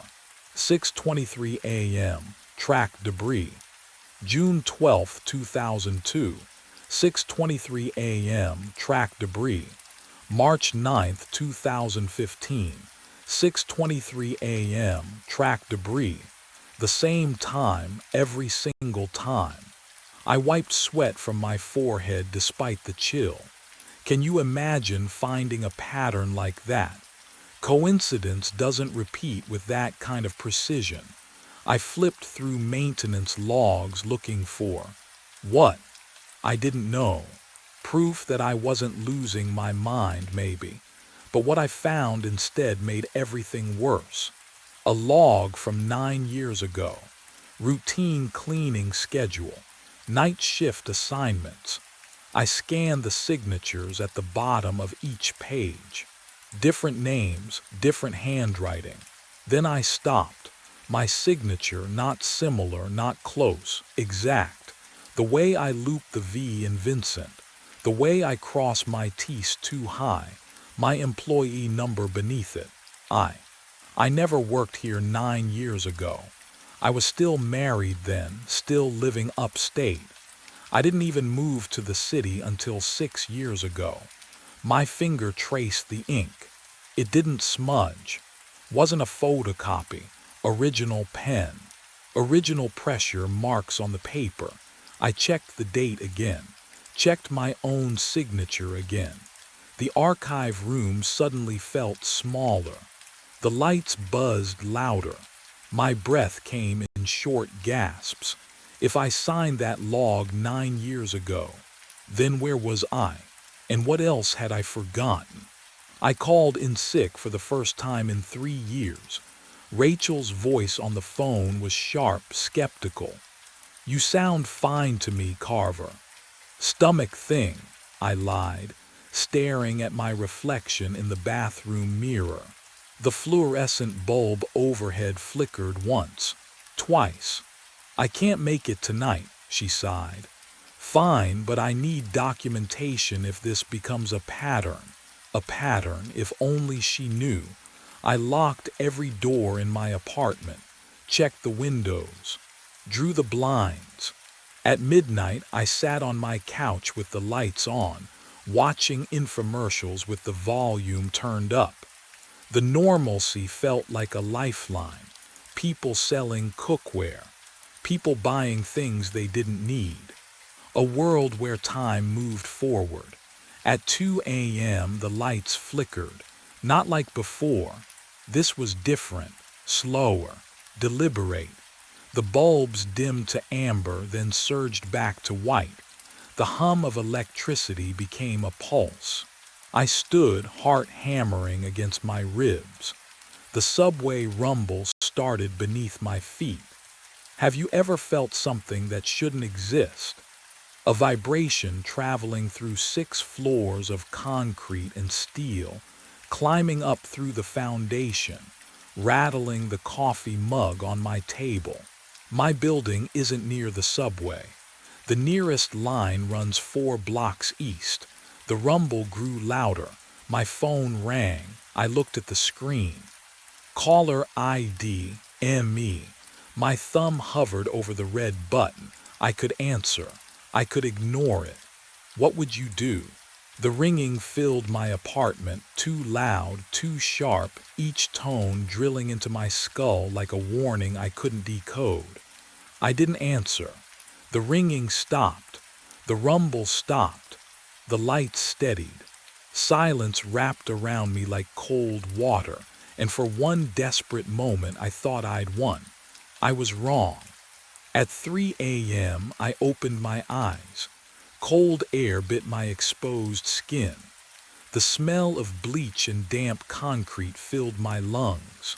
Overhead, fluorescent lights buzzed in their familiar rhythm. My fingers gripped something solid, the handle of my cleaning cart. I stood on platform 7, holding my supplies, my uniform still on, my shoes still laced. I had no memory of leaving home, but what I found in my pocket would make me wish I'd answered that call. My hand found it before my mind did. The phone, smooth glass against my palm, still warm, still charged. I pulled it from my pocket under the flickering lights of platform 7, and something inside me snapped. The custodial office was empty at 3:15 in the morning. I grabbed the hammer from the tool cabinet, laid the phone on the concrete floor, raised the hammer high. The first strike sent cracks spiderwebbing across the screen. The sound echoed off metal lockers, sharp, final. I hit it again, again. Glass shattered into glittering pieces.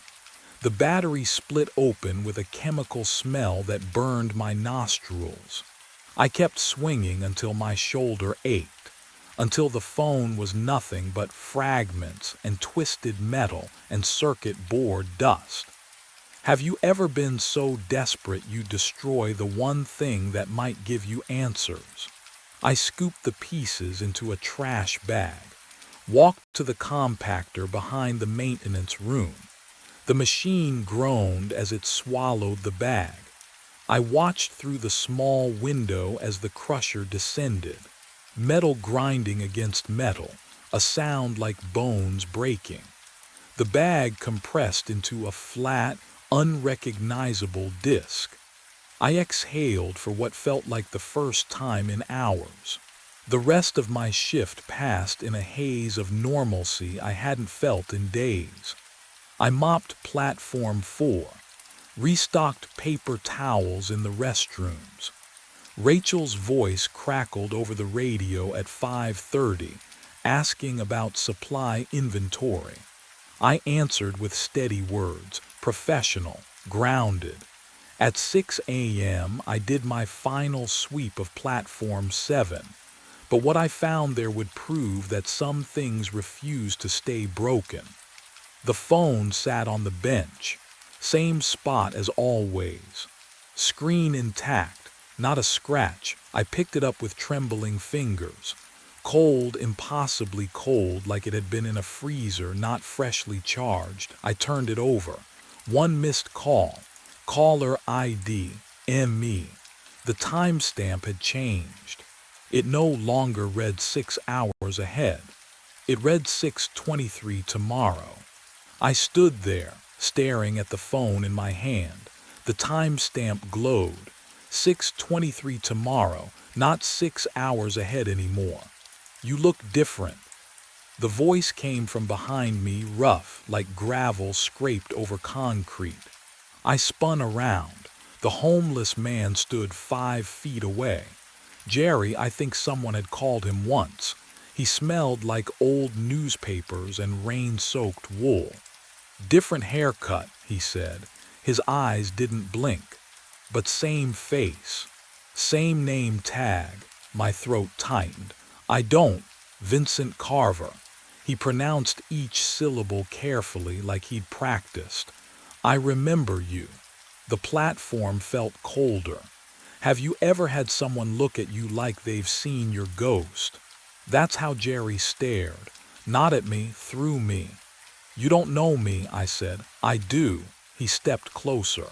His breath came in short, wheezing bursts. Seen you die 4 times now, always here. Always platform 7. He pointed one yellowed fingernail at the ground beneath our feet.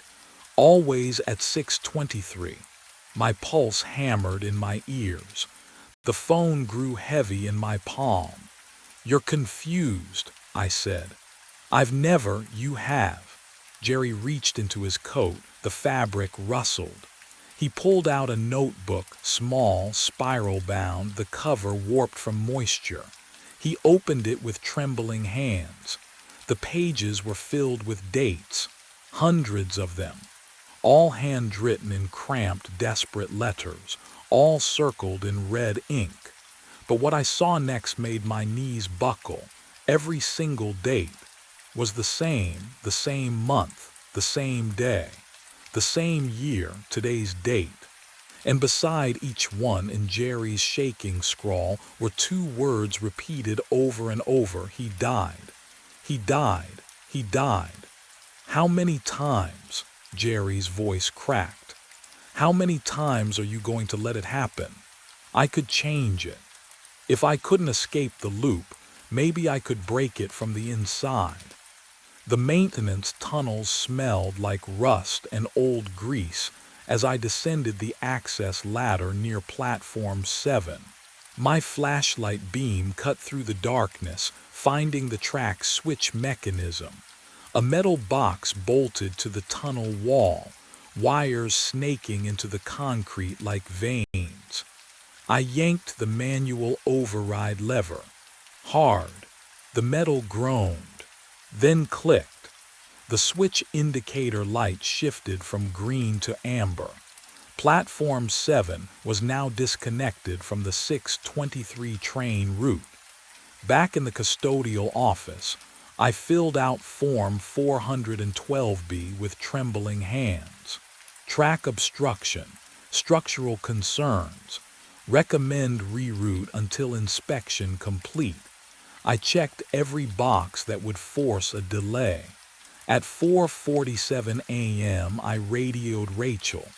Carver to supervisor. I need to file an emergency maintenance report. Her response came through laced with static. This better be legitimate, Vincent. Platform 7. Track switch shows signs of metal fatigue. Could be dangerous. Silence. Then, fine.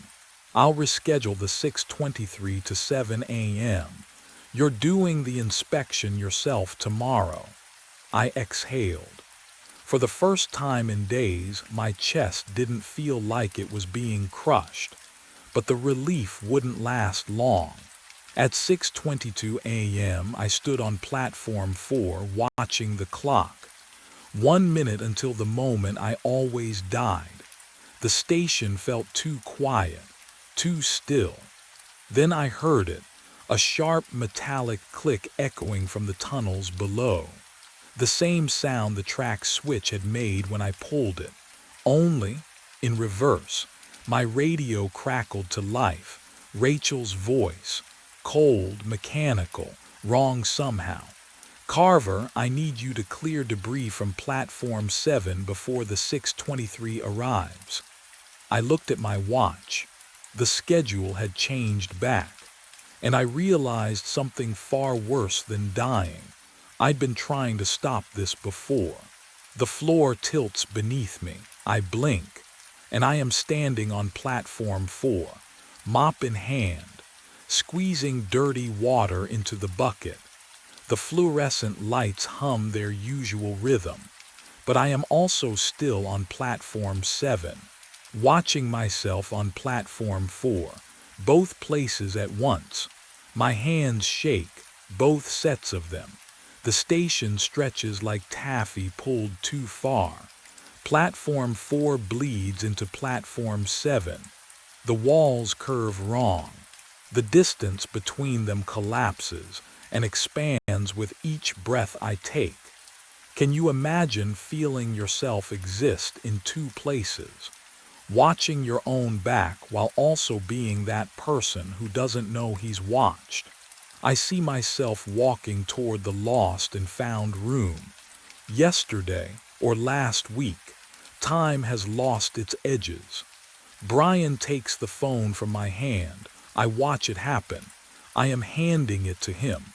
His bored expression. The way he tosses it into a cardboard box without looking. But what I witnessed next shattered everything I thought I understood about the loop. I am answering the phone now. On platform 7, my own voice crackling through the speaker, warning about the derailment. I watch my face go pale.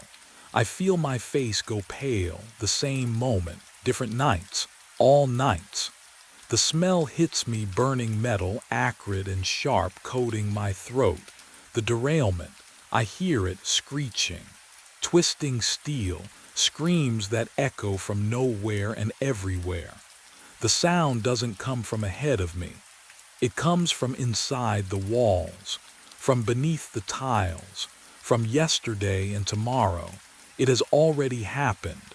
It is always happening. The phone rings in my pocket. I never picked it up. It is there anyway. The station shudders. Every loop plays at once, stacked on top of each other like transparencies held to light. And then I see what Jerry meant when he said he watched me die. Reality snapped back. One point in time, one body, 6:22 a.m., platform 7. The fluorescent lights above me buzzed their usual sickly hum. Cold air pressed against my face, carrying the metallic taste of brake dust and old rust. My boots stood rooted to cracked tile. I was here, just here, not fragmented across platforms or looping through memories. Solid, present. The phone buzzed in my right pocket. I froze. My hand had been empty seconds ago, minutes ago. I couldn't remember picking it up. I never picked it up. The weight pressed against my thigh anyway, vibrating in steady pulses. Ring, ring, ring. Through the tunnel ahead, a distant rumble grew louder. The 6:23 Express. I felt it through the soles of my feet, that familiar tremor climbing up my legs, rattling my spine. Rachel's voice exploded from my radio. "Vincent, debris on 7. Clear it now or we delay the whole goddamn morning rush." Static crackled. Her words distorted, repeated. "Clear it now, clear it now." The debris sat 15 feet ahead. Metal brackets, coiled wire, the same pile I'd seen for. How many loops? How many times had I walked toward it, bent down, cleared it away? But I didn't know which choice would break the cycle. The train's headlight appeared in the tunnel mouth, a white eye growing brighter. The rails began to sing, that high-pitched metal whine building toward 623. 1 minute, 60 seconds. 3 paths stretched before me like branches splitting. I could board the train, throw myself into its path or through its doors, force something different. I could clear the debris, do my job, follow protocol, let the loop continue. Or I could run, leave the phone behind, abandon the platform, escape whatever held me here. What would you do, knowing every choice might seal you into this moment forever? The phone kept ringing. My own voice waited on the other end, warning me, or lying to me. I didn't know anymore which version of myself to trust. The train was 30 seconds away. The platform trembled. Rachel's static voice repeated clearance demands. My hand hovered near my pocket, near the debris, near the stairwell leading up and out. And that's when I realized the truth. Whatever choice I made at 6:23 had already been made, was always being made, would never stop being made. I reached forward. I pulled the phone from my pocket. The screen glowed against the darkness. The train's headlights swept around the curve, closer now. I could hear the wheels screaming against the rails. I dropped it. The phone clattered onto the tracks, lay there. Still ringing, I stepped back. 6:23. The train hit the phone dead center. A burst of white sparks exploded outward, so bright I had to shield my eyes. The smell of burning electronics filled the platform. Acrid, chemical, wrong. The train wheels shrieked. Metal grinding metal. My chest tightened. Waited for the derailment. Waited for the sound of cars folding like paper. But the train passed safely. The tail lights disappeared into the tunnel. Silence rushed back in. Cold air settled on my skin. I exhaled. Didn't even realize I'd been holding my breath. Rachel's voice crackled on the radio. "Carver, morning shift's here, you're clear." My shift ended. I went home, slept for the first time in days. Dreamless, heavy. When I woke, sunlight streamed through my apartment window. Real sunlight. I made coffee, watched the clock, felt normal, but what I didn't know then would change everything. The next night I returned to work, midnight shift. Same routine, same platforms. I told myself it was over, that dropping the phone had broken something, fixed something. At 3 a.m. I walked past platform 7 during my sweep. A phone sat on the bench. I stopped, stared at it. Fully charged, screen glowing in the dim fluorescent light. I picked it up with trembling fingers. One missed call. Caller ID, ME. The timestamp read 6:23 a.m. today, 6 hours from now. The cycle hadn't ended. It had never ended. What would you do, knowing every choice leads back here? Knowing you'll stand on this platform forever, holding this phone, watching that train approach. I pressed the phone to my ear. It was already ringing. On the screen, I never came back out. I rewound it 3 times. Same result. The grainy black and white footage showed me walking toward the storage room door at 4:33 a.m. My hand reached for the handle. The fluorescent lights above flickered once, and I stepped inside. The timestamp continued: 4:34, 4:35, 4:36. The door never opened again, but I'm standing here right now. My fingers pressed pause. The pharmacy hummed around me, refrigerators cycling, fluorescent tubes buzzing their constant static lullaby. I could smell the sharp bite of antiseptic cleaner mixed with something older, stale, like decades of night shifts trapped in linoleum. The time clock on the wall read 4:29 a.m., 5 minutes. I looked down at my hands on the prescription counter. Real, solid, the same hands I'd watched on that screen, reaching for a door I couldn't remember opening. When did I review this footage? Why couldn't I remember walking into that room? My shift log sat beside the keyboard. My handwriting filled yesterday's entry. Nothing unusual, nothing missing. But what the footage showed next made my breath catch. The back hallway remained empty for hours on the recording, until I walked past the camera again at 6:15 a.m. Same uniform, same tired posture, as if I'd been there the entire time, as if the storage room had never swallowed me at all. A sound echoed from the back of the pharmacy.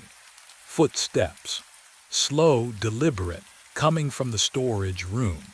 My hands started to tremble. The clock ticked forward, 4:30 a.m.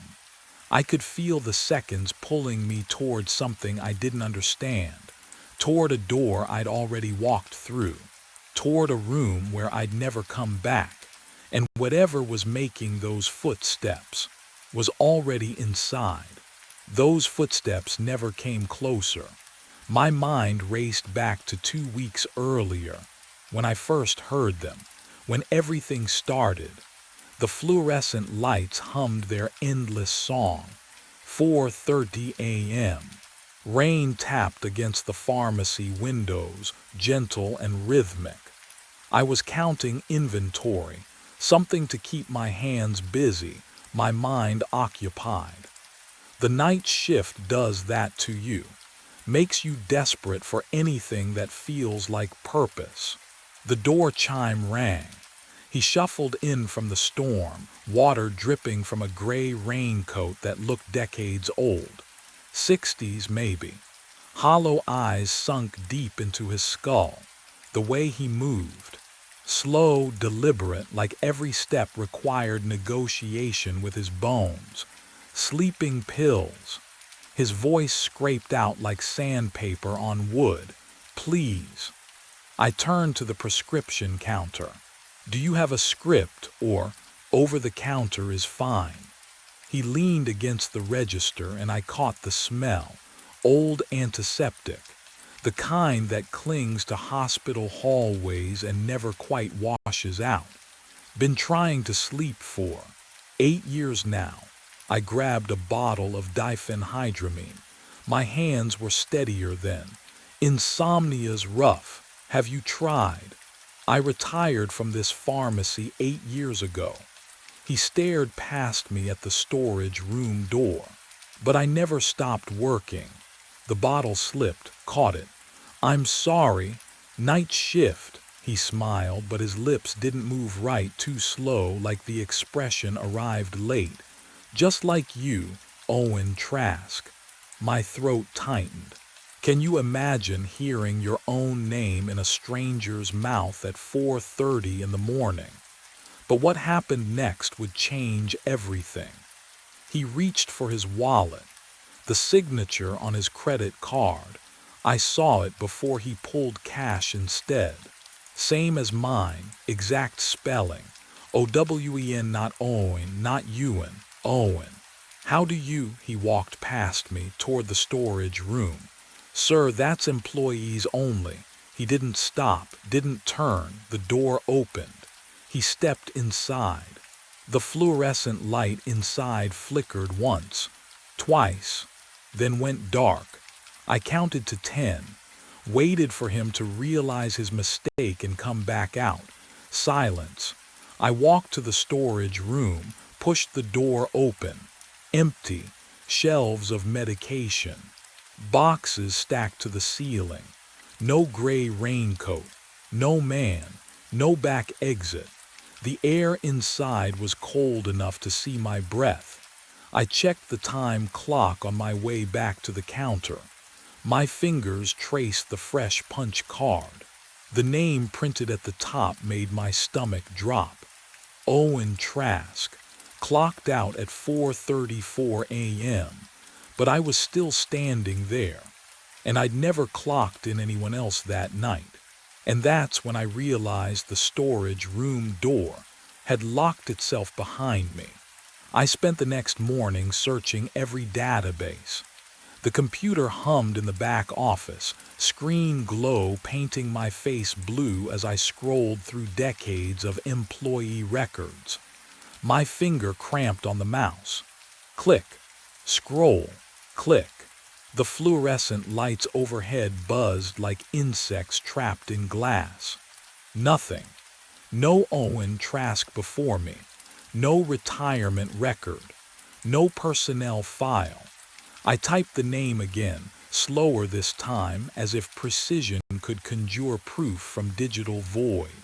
The system returned 0 results. When Denise arrived at 8, I cornered her by the coffee maker. The smell of burnt grounds mixed with her perfume, something floral and synthetic that made my head ache.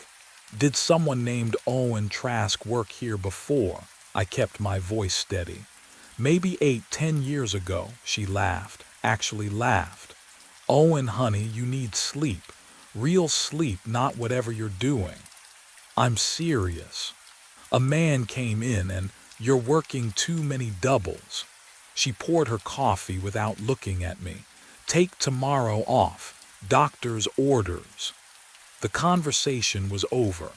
She walked away, heels clicking on linoleum, and I stood there wondering if I'd even spoken aloud. What would you do when no one believes you? I returned to the pharmacy floor, hands shaking as I restocked shelves.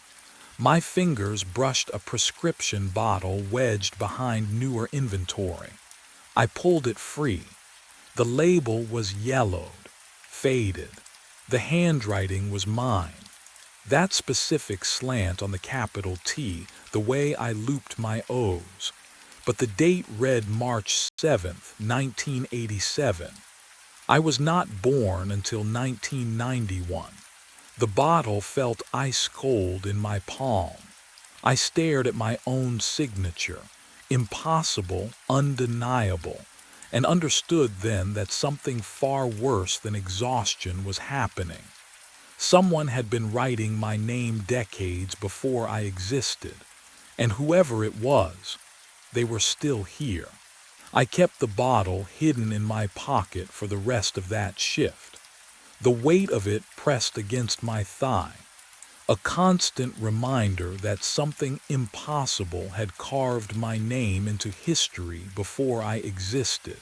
The next night, Mr. Petrov shuffled in at 4:03 a.m. for his insomnia medication. Same as always, but when I handed him the white paper bag, he smiled. "You gave me that same advice last week," he said. "About taking it with warm milk. Worked like a charm." I hadn't seen him in 2 weeks. I don't remember that," I said. He tapped the counter twice. "Sure you do. You were wearing that same blue watch. Told me you got it from your father." My wrist was bare. I'd never owned a watch in my life. He left before I could ask him what he meant. The fluorescent lights buzzed overhead, the only sound in the empty pharmacy. My hands were shaking. What would you do? Would you convince yourself you'd forgotten? Or would you start digging? I dug. The time clock hung on the wall behind the prescription counter. I pulled the drawer beneath it, rifling through weeks of punch cards. The paper felt brittle and cold under my fingertips. And there it was. My card showed clock-ins on September 9th and September 12th. I was home both those nights. I remembered. I'd called in sick with a migraine, but the proof contradicted my memory. What I found in the security footage room would unravel me completely. The monitor cast a pale glow across my face as I scrolled backward through hours of recordings. Night after night of empty aisles and flickering lights. The timestamp ticked in the corner: 4:28, 4:29, 4:30, 4:31, 4:32, 4:33. Then, nothing, static. A gap lasting exactly 60 seconds. When the feed resumed at 4:34, the storage room door stood open, but I never came back out. I checked another night. Same gap, same open door, same absence. 5 nights, 7 nights, 11 nights. Every single time. I walked into that storage room at 4:33 a.m. and vanished from existence. The question wasn't who had been impersonating me anymore. The question was, where had I been going? I needed answers the storage room might provide. The door swung open with a groan that echoed too long in the narrow space.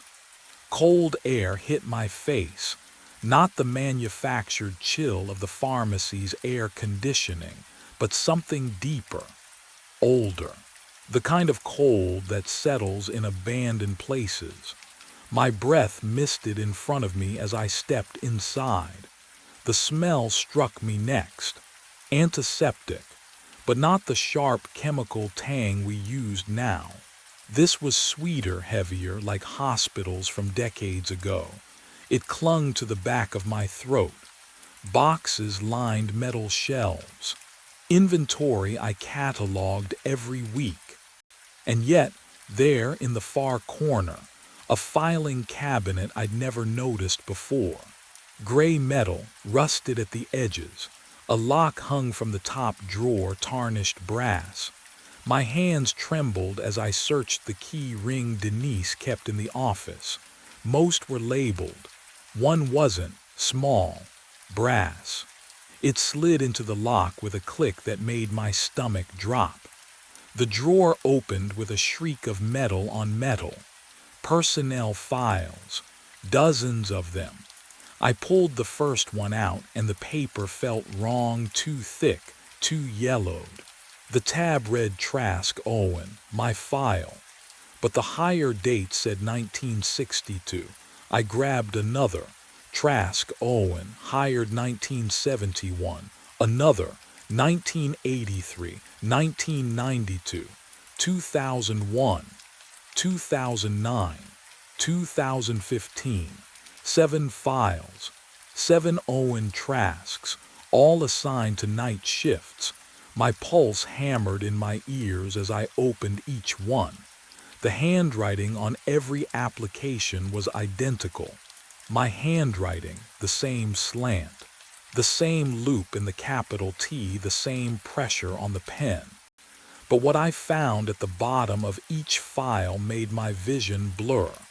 No termination date, not one. Just blank lines where the exit interviews should have been, and handwritten notes in the margins that all said the same thing. Still here. I palmed the amphetamines from aisle 3 at 2:30 a.m. The bitter taste dissolved under my tongue, chemical and sharp, burning as it went down. If sleep was the trap, then I wouldn't sleep. Simple. Can you blame me? The fluorescent lights began to hum differently around 3:15. Higher pitched. Wrong. I blinked and Mr. Petrov stood at the counter, except I hadn't heard the door chime. His lips moved, but the words arrived 2 seconds delayed like a badly dubbed film. "My prescription," he said. I handed it to him. My fingers trembled. He flickered. There one moment, gone the next. The bottle sat on the counter where his hand should have been. The amphetamines sharpened everything into crystal edges. Every sound scraped against my eardrums. The refrigerator hum. My own breathing. Footsteps I couldn't locate. I pressed my palms against the cool laminate counter to anchor myself to something solid, something real. At 3:45, movement caught my eye outside the front window. Him, the older version of me, stood in the parking lot beneath the single street light. His mouth moved in desperate shapes, warnings I couldn't hear through the glass. His hollow eyes locked onto mine, and I saw decades of exhaustion carved into his face.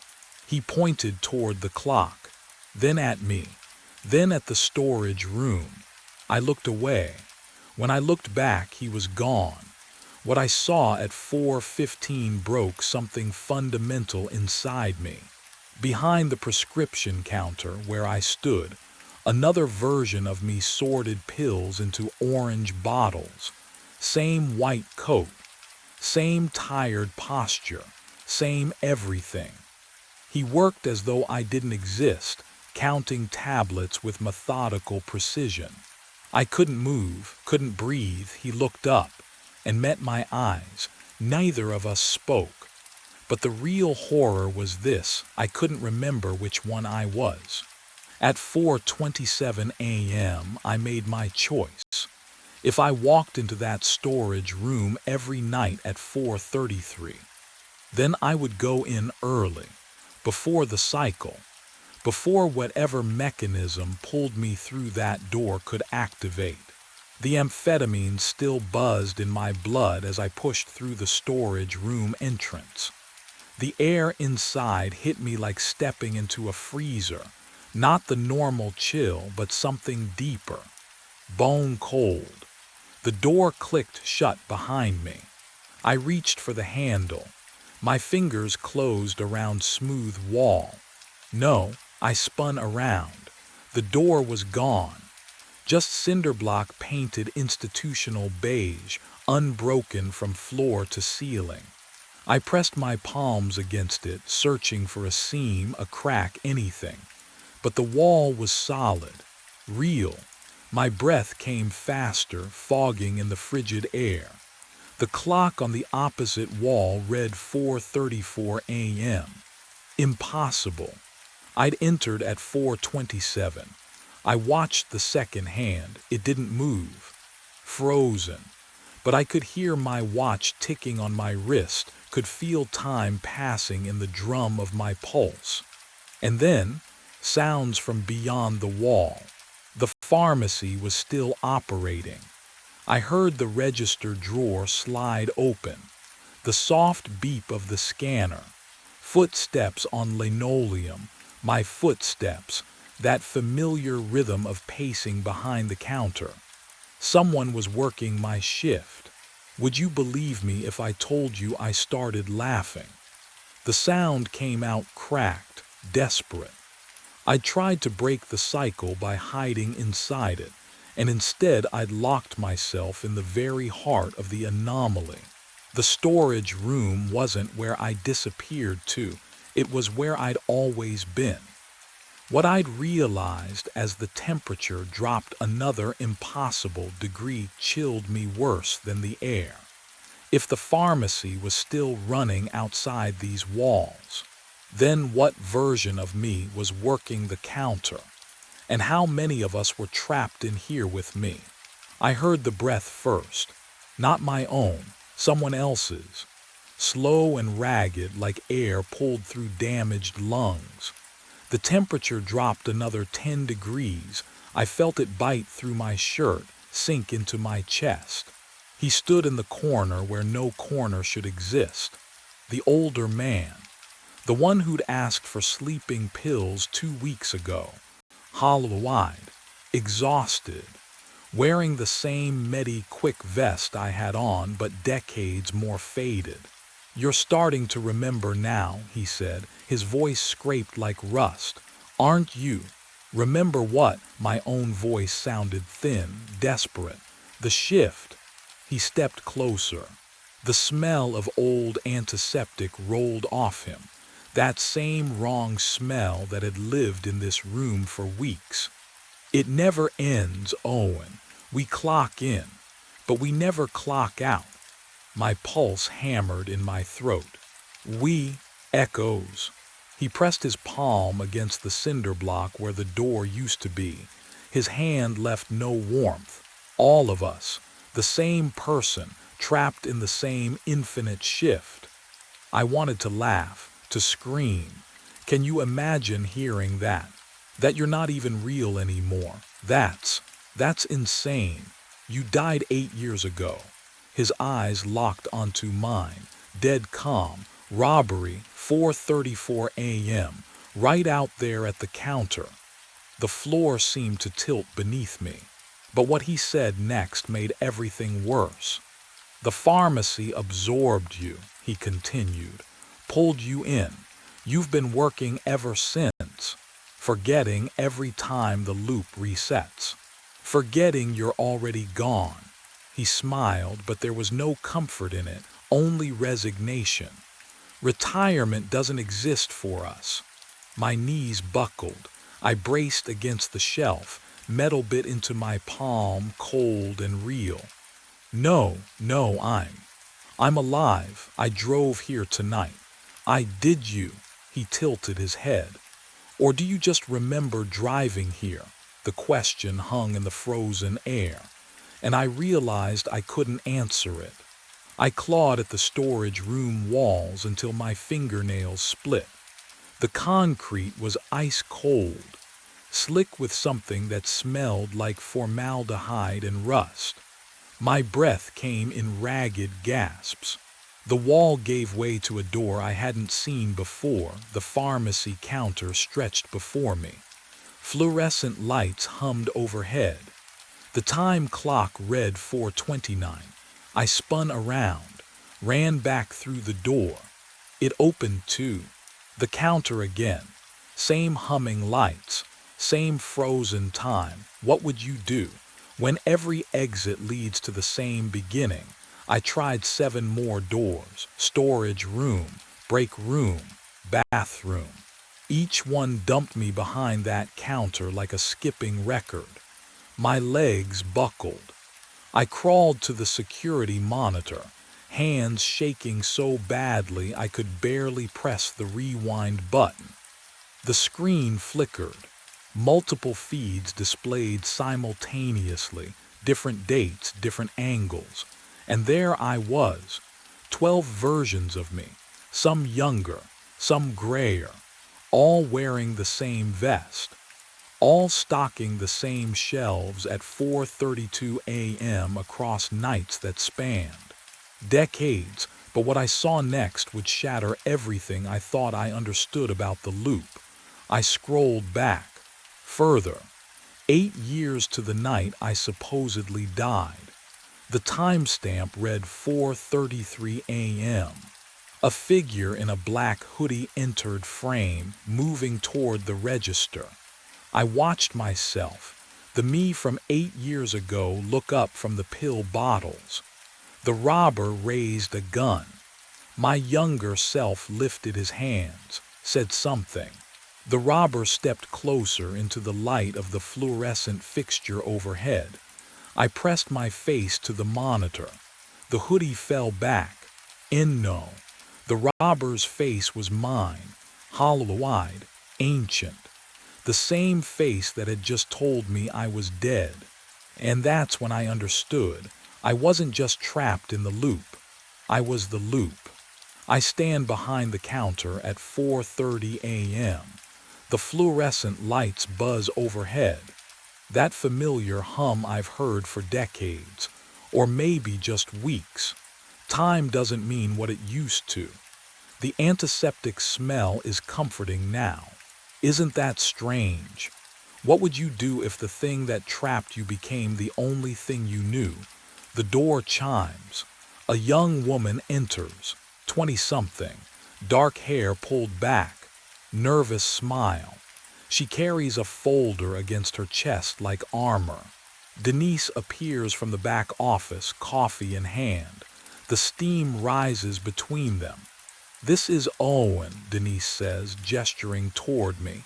"He'll show you the ropes tonight." The woman extends her hand. I take it. Her palm is warm. Mine feels cold, dead cold. "I'm really excited," she says. Her voice is bright, hopeful. "I've been looking for something stable. Night shifts are perfect for my schedule." I open my mouth. Nothing. I try again. My throat works. My lips move. But no sound emerges, not even a whisper. The pharmacy swallows every syllable before it can form. The woman doesn't notice. She's already looking around, taking inventory of her new prison. Denise hands her a name tag. She pins it to her shirt, fingers fumbling slightly. I watch the metal catch the fluorescent glare. Her name is printed clearly. Not mine. Not yet. But what happened to me will happen to her. I know that now. The clock on the wall ticks forward. 4:33, 4:34.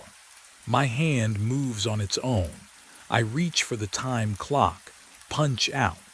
The card slots into place with a mechanical click.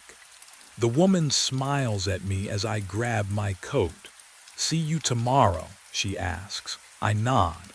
She will understand soon. When the older version of herself walks through that door at 4:30 a.m. requesting pills she'll never take, when she finds personnel files with her handwriting from years before she was born, she will understand that some shifts never end. The dashboard clock flickers to 3:13 a.m. I sit frozen in my truck, engine idling, watching a man in groundskeeper uniform cross Oak Ridge Cemetery. The green glow from the dash lights my trembling hands. Cold air seeps through the cracked window, carrying the smell of wet earth and rotting oak leaves. He carries white lilies. My breath fogs the windshield. I wipe it with my sleeve. The figure moves between headstones with purpose. Deliberate, unhurried. The October darkness swallows most of him, but I catch pieces. Dark uniform, broad shoulders, something wrong with his gait. He limps. My ACL throbs in response, that phantom ache I've carried for 2 years. The same hitch in the left leg, the same compensating lean. Can you imagine watching yourself from 40 yards away? The coffee in my cup has gone cold. I don't remember buying coffee. The truck's heater rattles, but I'm shivering anyway. The man passes beneath the one working lamppost, and for 3 seconds, yellow light catches him full on. Oak Ridge Cemetery maintenance uniform. Stitched name on the chest. My name. But what froze the blood in my veins were the boots. Steel-toed Carolinas. Left one with the scuff mark from the shed door. Right one with the replaced laces, brown instead of black because I'd run out.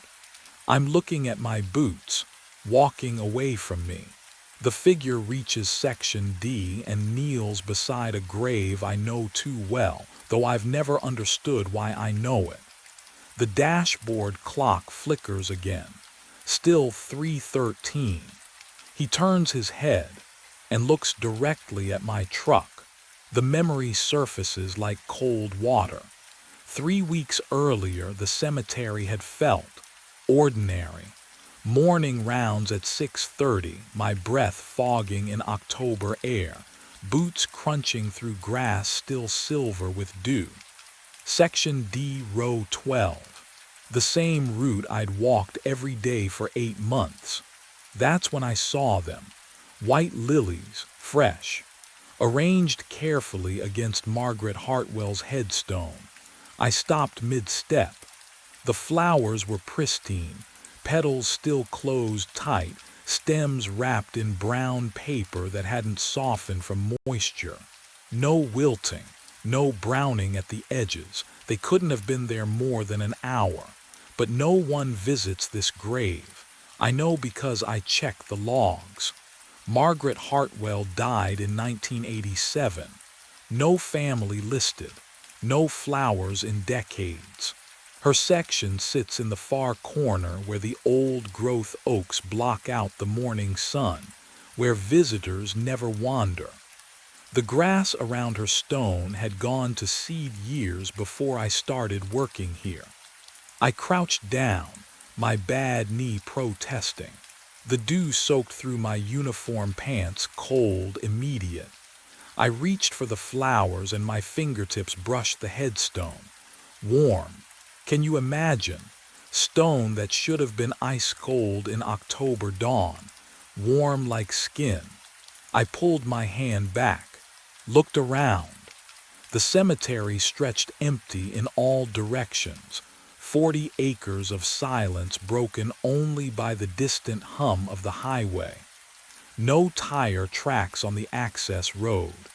No footprints in the dew except my own trail leading here. The lilies had simply appeared. I picked them up. The paper crinkled too loudly in the quiet. No card, no ribbon, just flowers that shouldn't exist, left on a grave no one remembered. But what I didn't know then, what I couldn't have known, was that this was only the beginning. I carried them back to the shed, my limp more pronounced on the uneven ground. The stone building smelled like earth and old coffee. I set the lilies on the desk and stared at them under the dusty window light. My hands were shaking. I told myself it was nothing. A mistake. Someone visiting the wrong grave in the dark. I'd find an explanation in the visitor logs, in the security notes Patricia left. There had to be a reason. There had to be. But when I checked the logs, nothing. The cemetery had been locked since 8 p.m. the night before. No cars, no entry, no one. I looked at the flowers again. The brown paper had darkened where my wet fingers had gripped it. The lilies sat perfectly still, their scent wrong somehow, too sweet, too thick, like they'd been grown in a place where normal rules didn't apply. That's when the real questions started crawling into my mind. Questions I should have asked right then. Questions that might have changed everything if I'd been braver, smarter, more willing to see what was already right in front of me. Who brings flowers to the forgotten dead? And why did the stone feel warm? But I didn't investigate that morning. Didn't go back to the grave. I threw the flowers in the trash behind the shed and tried to forget about them.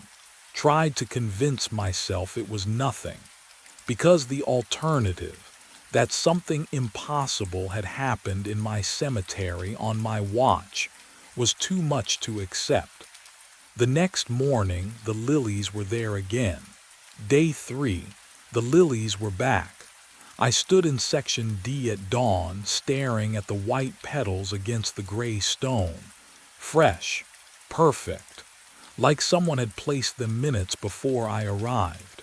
My breath misted in the October cold, but when I knelt and pressed my palm to Margaret Hartwell's headstone, warmth radiated through the granite. I jerked my hand back. No footprints in the frost. No tire tracks on the access road. I'd checked the gate lock myself the night before, rusted shut, same as always. Day 4, day 5, day 6. Every morning the flowers returned. I stopped removing them. Instead, I checked the visitor logs going back 2 months. Empty pages. I reviewed the security camera footage from the main entrance. Grainy, useless, showing nothing but deer and wind-blown leaves. Patricia gave me a concerned look when I asked about night maintenance schedules, but I didn't explain. How could I? Have you ever felt watched by the past? That weight between your shoulder blades like eyes you can't see. I started spending my lunch breaks in the basement archive beneath the shed. Moldy file boxes stacked to the ceiling, a single bulb swinging overhead. The smell of damp paper and earth clung to everything. I found Margaret Hartwell's burial record in a water-stained ledger. Died October 1987, age 34, no surviving family listed, no service held. 38 years in the ground. Alone. But someone remembered her. Someone who left no trace. That night I returned to the grave after my shift ended. The stone was warm again. And this time I caught it. A scent, faint as a whisper, threading through the cold air. Lilac perfume. And that's when I realized the flowers weren't the real message. I drove to the hardware store at noon. My hands shook mounting the camera to the oak tree, the metal cold enough to burn my palms. The screws kept slipping. My ACL throbbed with each shift of weight, that deep ache that never really leaves. I angled the lens toward Margaret Hartwell's headstone 20 feet away. The stone looked ordinary in daylight, gray, weathered, dead, but I'd felt the warmth. I limped back to the shed and tested the monitor. Grainy black and white feed, motion activated, battery backup, professional enough. Patricia would fire me if she knew I was doing this, wasting equipment on. What? A hunch. Can you blame someone for needing proof? That night I sat in the shed's break room, watching the small screen glow in the darkness. Cold coffee in a chipped mug. The smell of earth and mildew pressed close. The cemetery outside my window was silent, perfectly silent. No wind, no animals, just nothing. 1 a.m., 2 a.m. My breathing filled the room, but it sounded wrong somehow. Delayed, like an echo arriving before the original sound. I checked the monitor every 30 seconds. The grave sat empty in infrared glow. White lilies from this morning still rested against the stone. I'd left them there on purpose. A test. 2:45 a.m. My eyelids grew heavy. The coffee had gone room temperature an hour ago. Maybe this was stupid. Maybe I was losing it, sitting here in the dark, watching a dead woman's grave like some kind of. But what I didn't know yet was that the camera had already been watching me. 3:14 a.m. Movement detected. The monitor chimed. I lurched forward, knocking the mug to the floor. On screen, a figure crossed the frame, walking toward the grave, limping, wearing my uniform. I hit rewind. The footage jerked backward, the figure retreating from the grave in stuttered steps. My finger trembled on the mouse. Play again. 3:14 a.m. The man appeared at the edge of the frame, limping. That same hitch in his right leg I'd carried since the ACL tear. The one that made me drag my boot through mud. He walked closer, closer. I paused the feed, zoomed in. The uniform was mine, dark green, frayed at the collar. But that wasn't. I leaned into the monitor until my nose nearly touched the screen. There, stitched above the chest pocket. Miller, my name. Have you ever seen your own face where it shouldn't be? Not a reflection. Not a photograph you forgot taking. Something else. Something wrong. I zoomed further. The pixels fractured into gray squares, but the features held. My jawline, my receding hairline, the scar through my left eyebrow from a childhood fall. My hands were slick, cold. I wiped them on my jeans and clicked forward frame by frame. The figure bent, placed white lilies on the stone, then stood, motionless. The timestamp crawled forward. 8 minutes. He never moved. Just stared down at Margaret Hartwell's grave like he was waiting for permission to leave. But the worst detail was still hidden in the footage. I scrubbed to the end. 3:22 a.m. The figure turned and limped back toward the shed, toward the camera. His face filled the frame for one perfect second before the motion sensor timed out. It wasn't just similar, it was identical. The coffee I'd been nursing all night surged up my throat.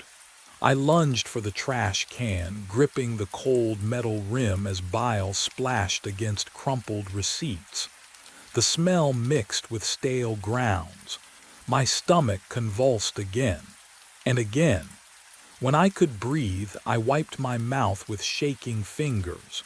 The basement. The old personnel files Patricia never looked at.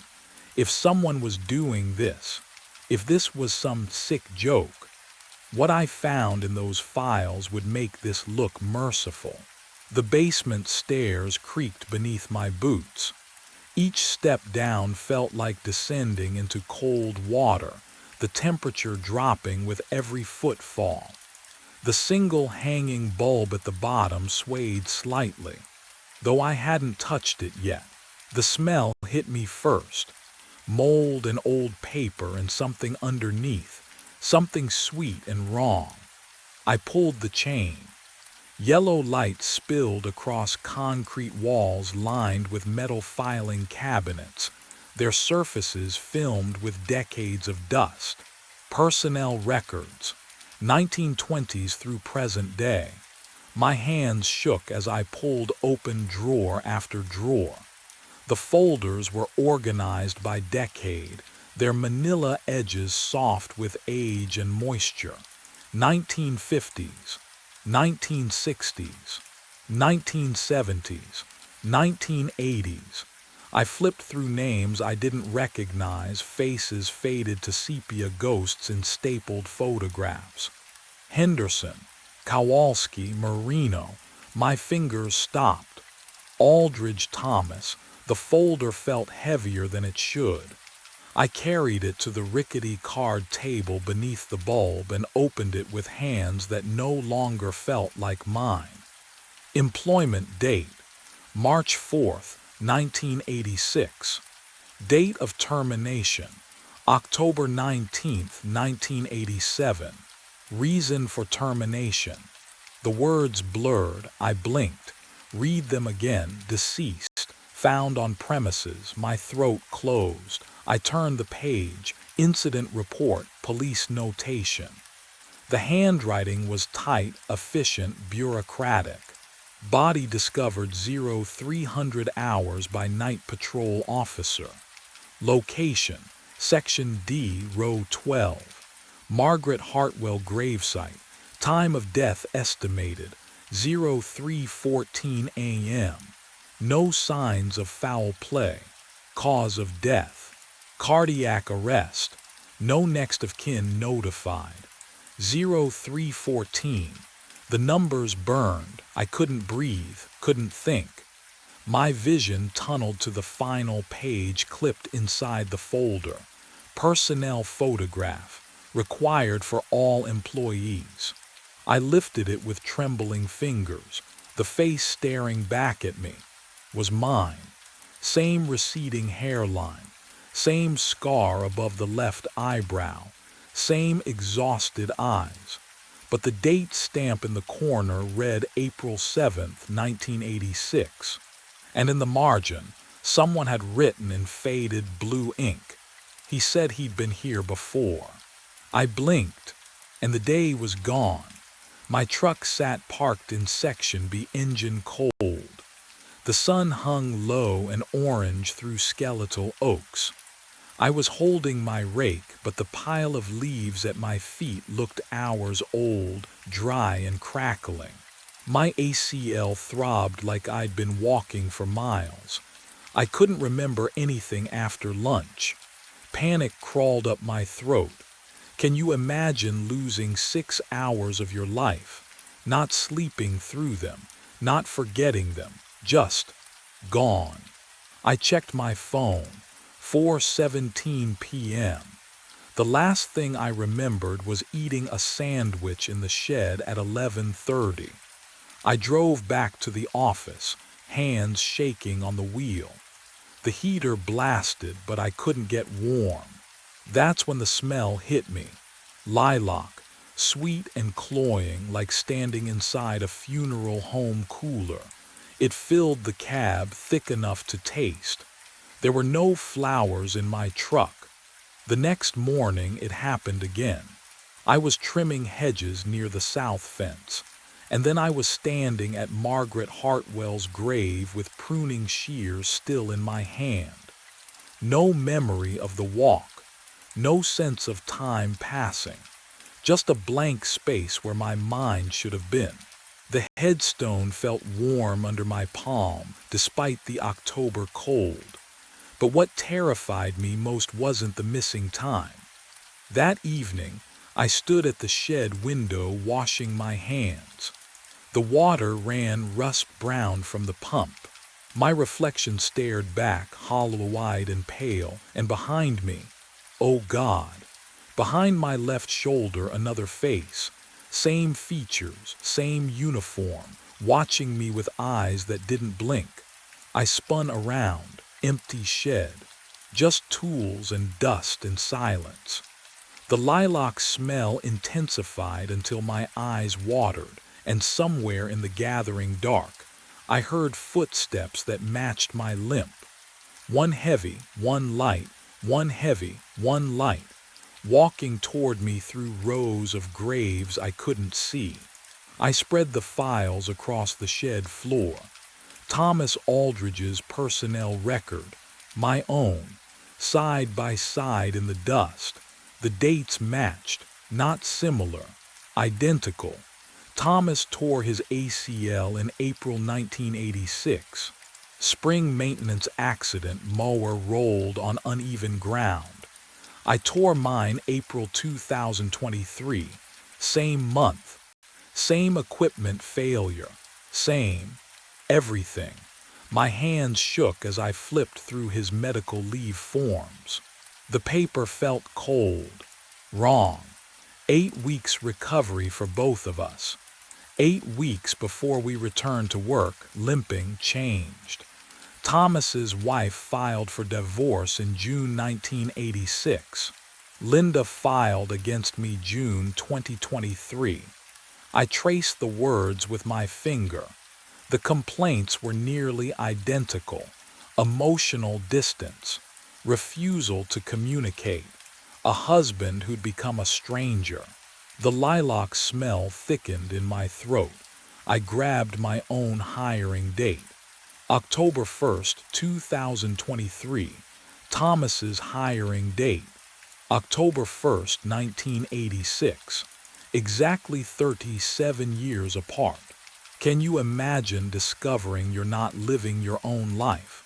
That every choice you thought you made, someone made before you.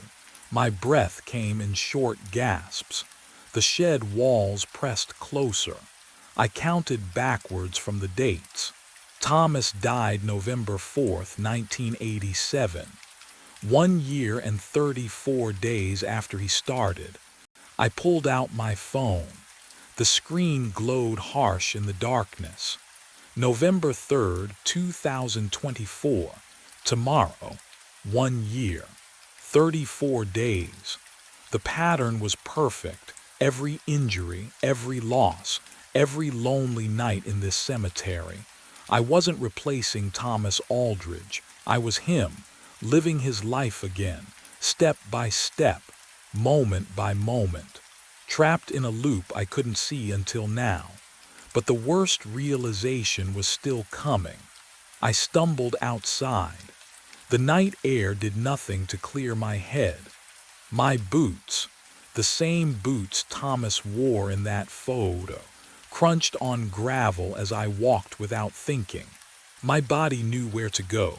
Margaret Hartwell's grave. The headstone gleamed under moonlight. I dropped to my knees, pressed my palm against the marble. Warm, always warm. The heat crawled up my arm like something alive. "Why?" I whispered. The lilac scent wrapped around me, suffocating, sweet. I tried to stand, to walk away. My legs wouldn't move. Not yet, not paralyzed, just waiting, like they knew something I didn't, like they'd done this before and would do it again. I thought about the footage, the figure at 3:14 a.m. Same limp, same face. That was me tomorrow night, or tonight. Time didn't work right here anymore. The compulsion started as a whisper in my skull. "You have to come back." I shook my head, fought it. My ACL throbbed with phantom pain. "You have to bring the flowers." "No." The word barely escaped my lips. The whisper became a command, undeniable, absolute. "Tonight, 3:14 a.m., you will walk to this grave." I wanted to run, to drive away and never return, to call Patricia, call Linda, call anyone who might pull me out of this nightmare. But my truck keys felt heavy in my pocket, too heavy to lift. My limbs belonged to something else now, something that had been guiding me for months, positioning me, preparing me. The loop was closing, and I couldn't fight what was already written. Because tomorrow night, no, tonight, in just a few hours, I would become the figure on that camera. I would bring the lilies. I would stand at this grave for exactly 8 minutes. And what happened after those 8 minutes? That was the part Thomas's file didn't say. My legs carry me forward without permission. Left foot, right foot. The limp I know by heart, playing out like muscle memory that belongs to someone else. White lilies press cold against my palm. I didn't buy them. Can't remember picking them up. But here they are, real as the gravel crunching beneath my boots. The October air tastes metallic. Wrong. 3:13 a.m. I checked my truck's dashboard before my body pulled me out. But that clock runs 8 minutes fast, always has, which means, oh, I'm late. Section D spreads before me in shadow. The oaks overhead don't move. No wind, just silence thick enough to choke on. My ACL throbs with each step, but I can't stop. Won't stop. Something else steers now. Then I see him, standing at Margaret Hartwell's grave. Same uniform, same posture, same. My breath catches. He turns. It's my face staring back at me. Every line, every scar from the divorce I don't talk about. The exhaustion I see each morning in the shed's dusty mirror. All of it, reflected in a man who shouldn't exist. We stand 3 feet apart. The smell of lilac rises between us, cloying and sweet, though no flowers bloom in October. It coats my throat, makes me want to gag. His lips move. My voice comes out. "You are 8 minutes late." The words land like a punch. I try to speak. Can't, my tongue won't obey. He steps closer. Close enough I can see he doesn't blink, doesn't breathe. "You know what happens now," he says, still my voice. Still that calm, dead tone, and the terrible thing is, I do.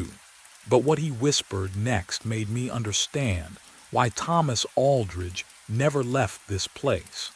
I step forward, and Thomas steps back. No, not back.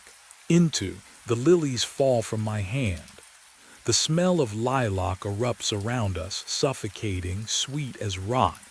His cold fingers brush mine, my own fingers, and the touch burns like frostbite. My ACL throbs, his throbs, same leg, same scar, same everything. 8 minutes, he whispers. Always 8 minutes. The grave beneath our feet pulses warmth through my boots. 314 plus 8 equals 322.